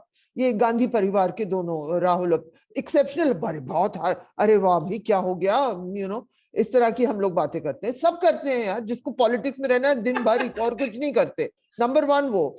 नंबर 2, उनके लिए एक हम तो उम्मीद करते कि ये 24/7 हो, लेकिन ये हमेशा सुबह 10 से 4 की ड्यूटी करके चले जाते हैं। दूसरी बात, मैं ये जरूरी बात है कहना, भाई सब करते हैं, हम मेहनत कर रहे हैं। आपसे मैं बात कर रही हूँ, आर्टिकल खत्म कर रही हूँ, कोविड के बीच में बना रहे, और ये जब चाहे निकलते हैं सब कहते हैं वाह भाई इस बार तो वो टिकी हुई है। हाँ तो ठीक है, अच्छी बात है, टिकी हुई है। मुझे भी लगता है कि वो चार्मिंग है, अच्छी लगती है, अच्छी खूबसूरत बातें भी कभी कभी कर लेती हैं। लेकिन कांग्रेस के ये यूपी के बाहर ये एग्जिस्टेंशियल चुनाव होने वाला है परिवार के लिए, कांग्रेस के लिए नहीं। अगर ये पंजाब हार जाते हैं, उत्तराखंड में नहीं जीत पाते, गोवा में भी नहीं जीत पाते, तो फिर से सवाल उठेंगे कि ये राहुल, प्रियंका, मदर, ये परिवार पर सवाल उठेंगे। इस बीच में सेंट्रल जो कांग्रेस का जो स्ट्रक्चर है, उसके काफी मेंबरान कांग्रेस की जो कमेटी जो भी उनका वोटिंग CWC, हाँ, यूपी के हैं। तो देखते हैं, तो ये अब दिखाना है कि हम हैं भाई। उनका सितंबर में इलेक्शन भी होने वाला है। तो ये कांग्रेस के लिए यूपी के बाहर एग्जिस्टेंशियल है। अच्छा मेघनाथ, आप ये कह रहे थे कि प्रियंका से आदित्यनाथ का उस तरह से अटैक करना पॉसिबल नहीं होगा। जो हमारा दूसरा इश्यू था जो जुड़ा हुआ था, मुझे लगता नहीं इतनी शालीनता बची है। वो सब पे अटैक करेंगे बिल्कुल पागलों की तरह। वो है, लेकिन जो अतुल ने एक चीज कही थी वो बहुत इंटरेस्टिंग थी कि कार्डर को अगर आपको गैल्वेनाइज करना होगा ना, तो अगर योगी आदित्यनाथ को, मुझे लगता है इलेक्शन लड़ना ही पड़ेगा, क्योंकि उसकी वजह से फिर कार्डर थोड़ा सा इंस्पायर हो जाता है। वो 80-20 की बात करने तो लगे। और अपना लीडर अगर कोई भी डिफिकल्ट सीट से लड़ता है, जैसे ममता बनर्जी ने किया, वो तो हार भी गई, लेकिन जो जैसे उन्होंने किया, तो उससे एक दूसरी तरीके का कार्डर में जोश आ जाता है। तो मुझे लगता है आदित्यनाथ को करना है, लीडर का जो कन्फ्रंट करना है वो बहुत कई बार काम करता है। जैसे शीला दीक्षित से सीधे लड़ने का फैसला अरविंद केजरीवाल का, उसने आम आदमी पार्टी को स्टैब्लिश कर दिया। अच्छा, उसके अब ये ऐसा दांव है कि जिसके नफे नुकसान दोनों से हो सकता है, आप मटियामेट हो जाए फिर तरह से। लेकिन कई ज्यादातर मौकों पर इस तरह का जो हीरोइज्म है या इस तरह की हिम्मत है, जो उसकी उम्मीद जनता अपने लीडर से करती है कि मेरा लीडर जो है, मेरा नेता जो है वो लड़ेगा, फाइट करेगा। और ये अरविंद केजरीवाल उसके उदाहरण है बहुत जबरदस्त। और भारतीय राजनीति में इस तरह से डायरेक्ट लड़ाई के उदाहरण बहुत कम है। कांग्रेस तो कम से कम इसको पूरी तरह से अवॉइड। बनारस से लड़के उन्होंने पूरी नेशनल विजिबिलिटी ले ली थी अरविंद केजरीवाल ने। योगी आदित्यनाथ ने तो बनारस में मोदी के खिलाफ 2.5 लाख से ज्यादा वोट मिले थे। मैं वही तो कह रहा हूँ। हाँ भाई, पूरी नेशन की विजिबिलिटी मिली। योगी आदित्यनाथ ने एक इंटरव्यू में, ललन टॉप के इंटरव्यू में कहा कि बेसिकली वो भी लड़ेंगे। अभी कौन सी सीट से लड़ेंगे वो पार्टी बताएगी, लेकिन वो लड़ने वाले हैं। और मतलब एक्सपेक्टेड ही है, वो MLC थे, अब लड़ेंगे और फिर कार्डर को थोड़ा सा जोश आएगा। हमारा जो अगला विषय है वो केशव प्रसाद मौर्य जो डिप्टी CM है, उन्होंने BBC के जर्नलिस्ट को ऑन एयर इंटरव्यू से एक तरह से धमकाते हुए उसको और इंटरव्यू छोड़ दिया। सवाल उनका ये था भाई कि जो हिंदुत्व का सवाल है, जो पूरे देश में धर्म संसद के नाम पर जो नफरत फैलाई जा रही है, वो सवाल से वो भड़क गए अचानक से। और दूसरा उसका हिस्सा है टेक फॉग ऐप के नाम पर हमारे सामने आया, द वायर ने एक बड़ी इन्वेस्टिगेशन की है, उससे सामने आया कि किस तरह से अब ये जो हेट का पूरा कारोबार जो चल रहा है, जिसको आईटी सेल के नाम पर, ट्रोल के नाम पर, हम ये जानते थे कि कुछ लोगों की एक टीम बिठाई जाती है, 100 150 200 लोग होते हैं जो ट्वीट तैयार करते हैं, ट्रोल करते हैं, किसी ट्रेंड को आगे बढ़ाते हैं, किसी को गिराते हैं, गालियां देते हैं, महिलाओं को टारगेट करते हैं, जर्नलिस्टों को, इंटेलेक्चुअल्स को, ये सारी चीज हो रही थी। अब उसको ऑटोमेशन में डाल दिया गया। वो इतना सोफिस्टिकेटेड है कि वो खुद ही बहुत सारे क्रिएट करता है अकाउंट, बहुत सारे ट्रेंड कैप्चर करता है, उसको ट्रेंड करा देता है, एक झटके में 1 लाख 1.5 लाख 2 लाख 5 लाख इस तरह से लाखों की संख्या में ट्वीट कर सकता है। अब आपको मैनुअल इन लोगों के ऊपर निर्भरता नहीं है। तो इतना सोफिस्टिकेटेड अगर आपका सिस्टम हो गया है हेट फैलाने का, घृणा का कारोबार, तो एक बड़ी चिंता सामने आती है। और नेता इस तरह के सवालों से जब सामना होता है तो या तो वो आम खाते हैं कि चूसते हैं जैसे सवाल पसंद करते हैं, या फिर केशव मौर्य जैसे लोग धमका के चले जाते हैं। ये स्थिति है। मैं आपका, अरशद का, मेघनाथ का और शार्दुल का सबका एक एक कमेंट इस पर चाहता हूं, और उसके बाद फिर हम रिकमेंडेशन की प्रक्रिया में जाएंगे। अतुल, ये तो बहुत ही मैं कुछ कहना, मेरे पास लफ्ज ही नहीं बचे हैं ये सब जो क्योंकि हुआ मैं है। देख रहा था आपने भी एक किताब पूरे इस हिंदुत्व टेररिज्म पे लिखी है, शेड्स ऑफ सैफरन करके, वो काफी हद तक इसी पैटर्न को एनालाइज करते किस तरह से हिंदुत्व का जो नो, मेरा आतंक। वो किताब बीजेपी पर थी, लेकिन मैंने बहुत कुछ अभी हाल में मैं कह देती हूँ, मैंने कहा नहीं, वो जो क्या था वो सेकंड वाला जिसमें मुस्लिम महिलाओं को ऑप्शन, मैंने उसमें मेरा नाम भी था। द सेकंड वन बुल्ली वाली, मुझे मेरा भी नाम था, मुझे मीडिया ने, लेकिन मुझे उस पर बात ही नहीं करनी। मैंने कहा आप जवान लोगों से बात करिए, मैं बिल्कुल इसमें पढ़ना नहीं चाहती हूँ ये सब कुछ। मैं जिस तरह डील कर रही हूँ कि मैं इग्नोर भी करने लगी हूँ जब जरूरी होता है। कि कैसे आदमी सर्वाइव करेगा, दिन भर गाली पड़ रही है, दिन भर आप इतनी सारी हेट की वीडियोस देख रहे हैं, तो कुछ चीजों को मैं निगोशिएट नहीं करना चाहती। जो इंटरनेट का स्पेस है उसमें मैं स्टोरी को अपने बारे नहीं बनाना चाहती कि मैं भी विक्टिम हूं, ये मैं नहीं कहना चाहती, क्योंकि मैं असली विक्टिम वो लोग हैं जिनकी धुलाई हो रही है, जिनको बेइज्जत किया जा रहा है चौराहे में। हाँ, मुझे ट्विटर पे गालियां पड़ रही हैं, तो इस तरह हम लोग सब डील कर रहे हैं। तो ये तो बहुत ही खौफनाक माहौल बन गया हिंदुस्तान में, जब आप डेथ थ्रेट्स दे रहे हैं लोगों को, दिन भर गाली बक रहे हैं। तो इसका नेक्स्ट स्टेज, आपने एक बहुत शानदार प्रोग्राम किया था अतुल, आपने टिप्पणी, शायद पता नहीं क्या था, रेडियो रवांडा के बारे में। आप उसको फिर से रिवाइव करिए, फिर से सर्कुलेशन में डालिए, जो रेडियो रवांडा वगैरह सब कह के, मुझे याद है। तो वही जो आपने उसमें जो शब्द इस्तेमाल किए थे, मैं वही शब्द इस्तेमाल करना चाहूंगी। यही हो रहा है, और क्या कहना। अरशद, आप इसको कैसे देखते हैं, ये जो पूरा ऑनलाइन हेट को इंस्टीट्यूशनलाइज कर दिया गया है और उसकी जड़ें सीधे सीधे सत्ताधारी पार्टी से जुड़ती हैं, तब आप अपना future as a professional, as a young Indian कैसे देखते हैं कि किधर चीजें जा रही हैं, जब, और क्या इस तरह की चीजों से आप लोगों को अपने सामने भी उस तरह के थ्रेट या का सामना करना पड़ता है? आप अपनी बात रखने के लिए आजाद है, जो बातें आप न करना चाहें उसको अवॉइड कर सकते हैं। तो देखिए, जैसे ट्विटर सबसे बिगेटेड प्लेटफॉर्म जो है वो ट्विटर है अभी। तो अगर कंपेयर टू फेसबुक या कोई और हो, तो 2010 में जैसे मैंने ज्वाइन किया ट्विटर, लेकिन 3-4 साल में इतना ज्यादा नेगेटिविटी होती थी कि मैंने उसको फिर छोड़ दिया। तो तब क्या होता था कि आपके आईटी सेल्स बने, लोग फुल टाइम जॉब हो गया लोगों का रिप्लाई करना। अभी उसको उन्होंने नेक्स्ट लेवल ले गए, ऑटोमेट कर दिया है। आप कुछ भी लिखेंगे तो उस पर XYZ आपको गालियां पड़ेंगी। तो ये नेक्स्ट आपका इसको रेगुलेशन इसमें या तो कुछ आप लाइए यहाँ पे, तो ये एक बहुत जरूरी चीज है। अगर रेगुलेशन नहीं आया तो फिर तो ये तो एक हाइड्रा टाइप का है कि आपका ये कहीं भी जा सकता है। तो फिर वो रेडियो रवांडा भी बन सकता है या फिर और कहीं और भी ले जा सकता है।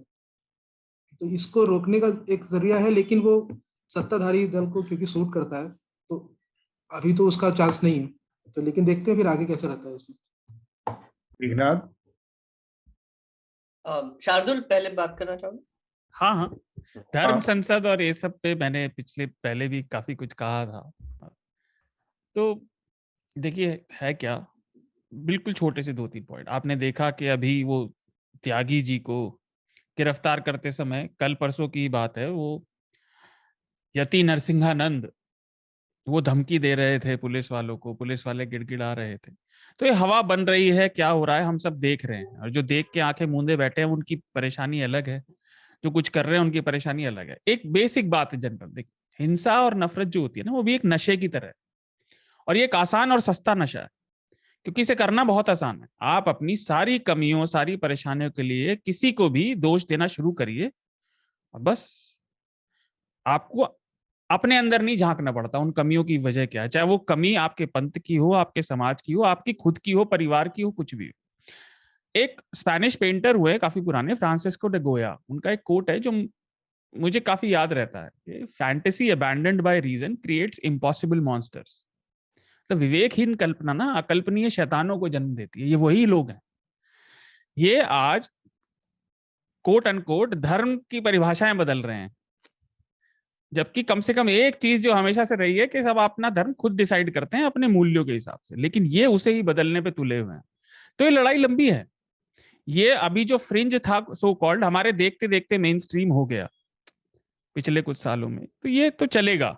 चुनाव की लड़ाई से एक अलग ही लड़ाई है। और ये जो एक चीज और, जो ये यंग लोगों को इंड्यूस कर रहे हैं ना, जो नफरत भर रहे हैं, देखिए क्या होता है, एक मतलब साइकोलॉजिकल पैटर्न है, जरूरी नहीं सब पे लागू हो, लेकिन मोर और लेस यही रहता है। क्योंकि नवयुवा जो होते हैं ना, young adults, I mean they grow into their fantasies, not out of, वो अपनी फैंटेसीज के ना उम्र के साथ आत्मसात करते जाते हैं। आप यंग एडल्ट से जब एडल्ट आगे बढ़ेंगे तो आपकी फैंटेसीज और सॉलिडिफाई होती है। ये साइकोलॉजिकल पैटर्न होता है हमारा। तो ये एक बहुत खतरनाक बात है कि इस नफरत जिनमें भरी जा रही है, ये पूरी जनरेशन खराब कर सकती है, इतना सीरियस मामला है। तो इसके बारे में कुछ करना जरूरी है। बहुत सारे मामलों में खराब हो चुका है। हालांकि हम थोड़ा सा उसका जो टेक्नोलॉजी वाला पहलू है उस पर बात कर रहे थे कि टेकफॉग ऐप ने कैसे एक, जिसका जिक्र अरशद ने कहा कि एक हाइड्रा हेडेड मॉन्स्टर बन गया है, कि इस चीज को कहां तक ले जा सकती है आप कल्पना नहीं कर सकते, किस तरह से इसको एक्सप्लोड कर सकती है, इसके आयाम को बहुत ज्यादा बढ़ा सकती है। एक चीज और देखिए, जैसे जैसे लोग, हमें समझ आ रहा है इसको मॉनिटर करने का भी, टेक्नोलॉजी कहीं तेजी से आगे बढ़ रही है अब्यूज करने की भी, क्योंकि वो हमेशा टेक्नोलॉजी लीप करती है, मतलब छलांगे ही मारती है। तो अगर हम उन्हें पकड़ने के लिए, हमारी न्याय व्यवस्था और कानून व्यवस्था अभी नॉर्मल चीजों को नहीं पकड़ पा रही, तो ये लोग तो और तेजी से आगे निकल रहे हैं। इसके लिए रिफॉर्म तेजी से लाने होंगे, उसमें डेटा प्रोटेक्शन बिल शामिल है, उसमें इंडिविजुअल प्रोटेक्शन है, ये सारी चीजें फटाफट करनी होंगी, कानून व्यवस्था को पहुंचना पड़ेगा वहां तक फटाफट। ठीक बात। मेघनाथ, इसका एक बहुत इंटरेस्टिंग उदाहरण है, मैं देना चाहूंगा, यूएस से कंपेयर कर सकते हैं इसको। एक एलेक्स जोन्स नाम के एक व्यक्ति है, वो एक यूट्यूब चैनल चलाते हैं। वो व्यक्ति है यानी इस पे भी शक है वो वो यूट्यूब चैनल चलाते हैं। तो 2016 में ट्रम्प के आने से पहले जब लोग उनका यूट्यूब चैनल देखते थे तो हंसते थे, और उनको वो सोचते थे कि हमारे साथ और भी लोग हंस रहे हैं। लेकिन जब ट्रम्प आ गए और उनको लोग सीरियसली लेने लगे तो उनको फिर रियलाइज हुआ कि हम ही हंस रहे थे, पर मेजॉरिटी लोग एक्चुअली उनको सीरियसली ले रहे थे। ये ना, यहाँ पे सिचुएशन वही है धर्म संसद पे। अगर आप उनके बयान देखेंगे, मैंने कुछ वो वीडियो देखे, एकदम मतलब माथा फिर जाता है एकदम वो देख के। पर जो हम जैसे रीजनेबल लोग हैं, जो अवेयर है, जो पढ़े लिखे हैं, जो एक्चुअली काफी हिस्ट्री भी पढ़ चुके हैं कि कैसे ये एक जेनोसाइडल वे में जाता है काफी बार, जैसे रवांडा रेडियो का आपने मेंशन किया, वैसे ही ये हमको पता है। लेकिन जो युवा पीढ़ी है, जो इतनी एजुकेटेड नहीं है, जो इतनी पढ़ी लिखी नहीं है, जिन्होंने हिस्ट्री नहीं पढ़ी और उनसे लेसन्स नहीं ले रहे हैं, वो ये चीजें सीरियसली लेते हैं। और इसका एक बहुत बड़ा उदाहरण ये बुल्ली ऐप है।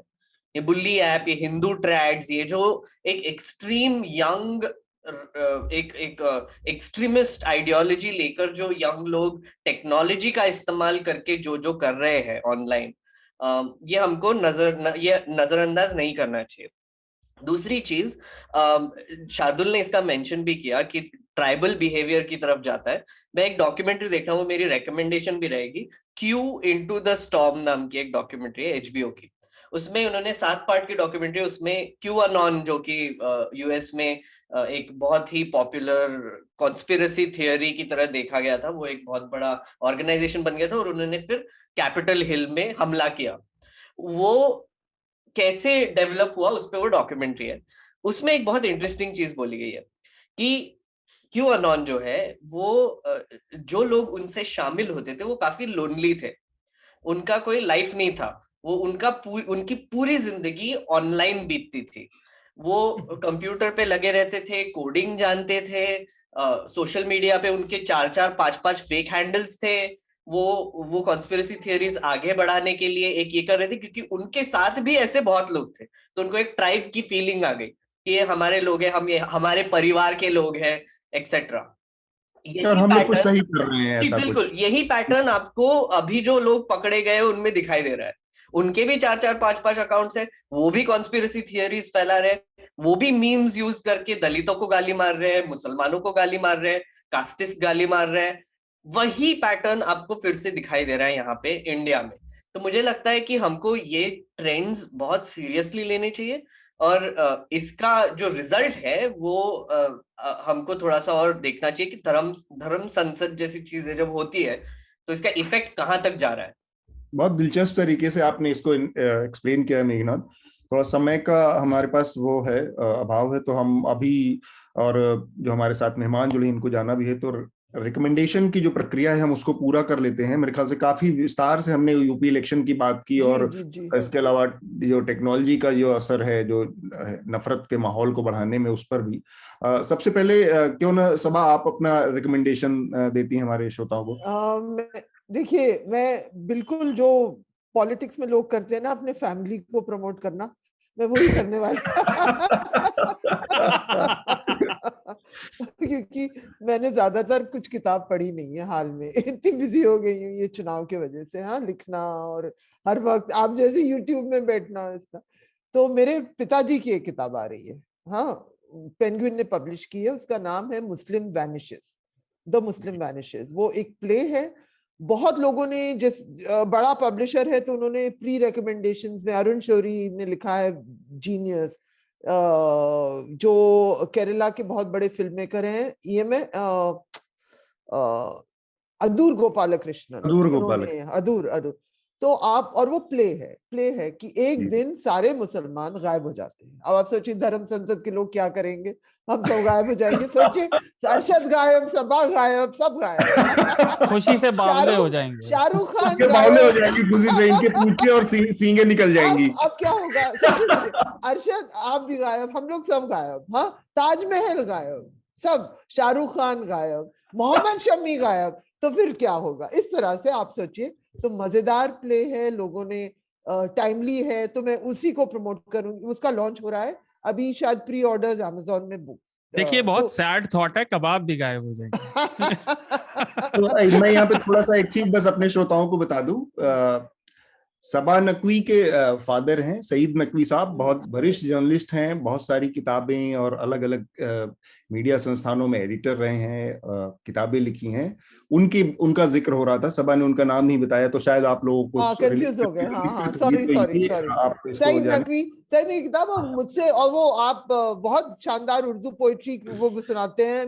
वो कहते हैं ना कि हमारे बच्चे थोड़े से जाहिल हैं, अंग्रेजी सिर्फ अच्छी शुरू से सुन रहे हैं, हमारे बच्चे थोड़े। छोटा सा एक और भी जानकारी की, दो लोगों की, पत्रकारों की, एडिटर्स की जोड़ी बहुत मशहूर थी, उसमें विनोद मेहता और सईद नकवी साहब की दोस्ती थी। दोनों लोगों की किताब अगर आपने पढ़ी होगी विनोद मेहता साहब की किताब, तो आपको पता चलेगा कि दोनों लोगों ने क्या गुल खिलाए हैं अपने जमाने के दिनों। लखनऊ। हाँ, तो वो तो लखनऊ के तो है ही हमारे पिताजी, और उनका गाँव है वो ऊंचाहार में। लेकिन तो वो उन्होंने ये मजे की चीज लिखी है, अब हम अरशद, हम आप सब गायब तब क्या करेंगे? तब तो अरशद, आप क्या रिकमेंड करेंगे? द हिंदू में एक्चुअली एक आर्टिकल है उमर राशिद का, ओपिनियन पीस है। मायावती पे ज्यादा बात नहीं हो रही यूपी इलेक्शन में, तो उस पे उन्होंने एक ओपिनियन पीस लिखा है, मायावती द स्ट्रेंज इनर्शिया। वो पढ़िए, वो काफी अच्छा आर्टिकल है, और क्यों मायावती कैसे मेन स्ट्रीम से गायब होती जा रही है यूपी पॉलिटिक्स की। जी। और एक बोस्निया में अभी बहुत न्यूज आ रही है, तो अगर आप फॉलो करते हैं इंटरनेशनल न्यूज, तो बोस्निया के रिलेटेड न्यूज पढ़िए, कैसे वहां पे एक जेनोसाइडल फिर से होने का चांसेस लोग बता रहे हैं, और क्या चल रहा है वहां पे। ठीक बात। मेघनाद, आप अपना रिकमेंडेशन दें। सभा ने जो रिकमेंडेशन दिया उनके फादर की किताब का, तो मुझे एक वाकया याद आया।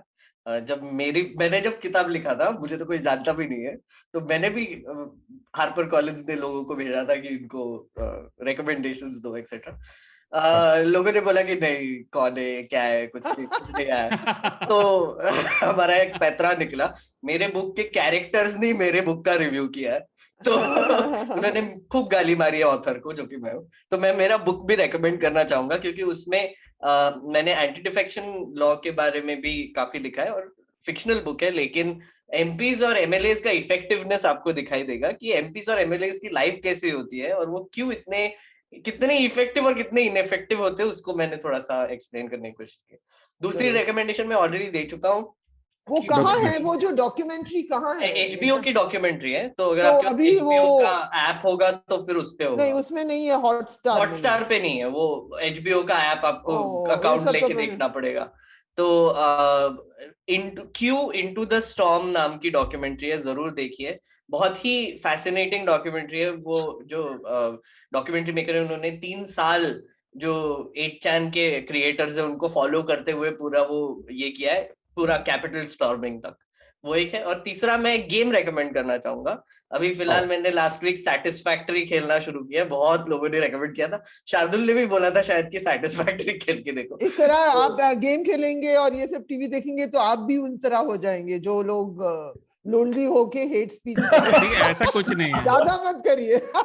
नहीं, ये जो गेम है इसमें आपको एक खुद की फैक्ट्री बनानी है, तो और बहुत ही रिलैक्सिंग गेम है, कुछ प्रेशर नहीं है उसमें, कोई ऑब्जेक्टिव नहीं है। जब अगर आपको कोई और दुनिया में खोना होगा ना, तो ये ऐसे गेम्स खेलने चाहिए। चलिए, ऑब्जेक्टिव लेस गेम आप लोग देखिए क्या है। Objective less game, exactly. Shardul, आपका रिकमेंडेशन? मेरा पहला रिकमेंडेशन है, न्यूज लॉन्ड्री की एक रिपोर्ट है, हमारी रिपोर्टर शिवांगी ने की है, यमुना पर।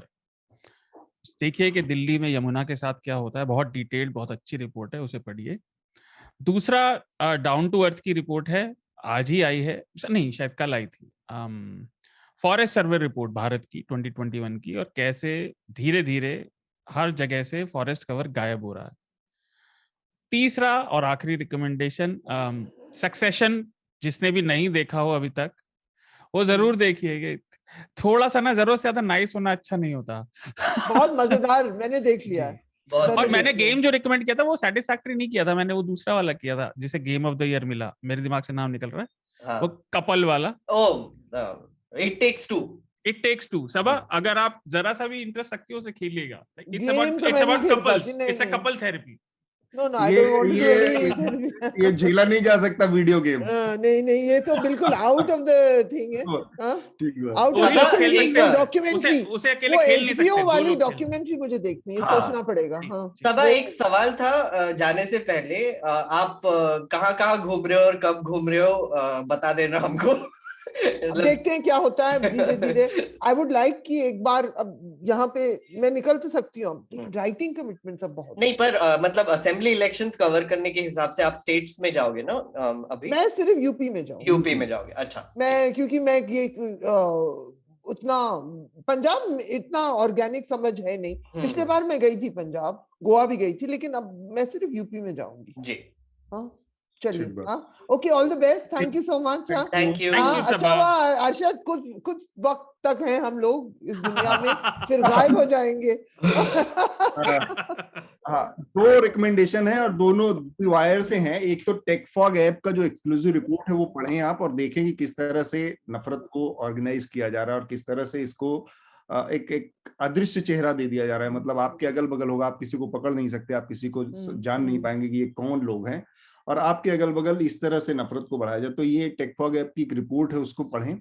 दूसरा, एक ये जो प्रधानमंत्री बीते दिनों फंस गए थे पंजाब में एक फ्लाईओवर के ऊपर 10-15 मिनट की, और उसके बाद वापस लौटना पड़ा, फिरोजपुर जनसभा करने जाते, तो उससे रिलेटेड पुराने पत्रकार हैं, द ट्रिब्यून के एक एडिटर हैं हरीश खरे, और मेरे ख्याल से प्राइम मिनिस्टर के वो भी हैं, रह चुके हैं, मीडिया सलाहकार भी रह चुके हैं मनमोहन सिंह के। हाँ।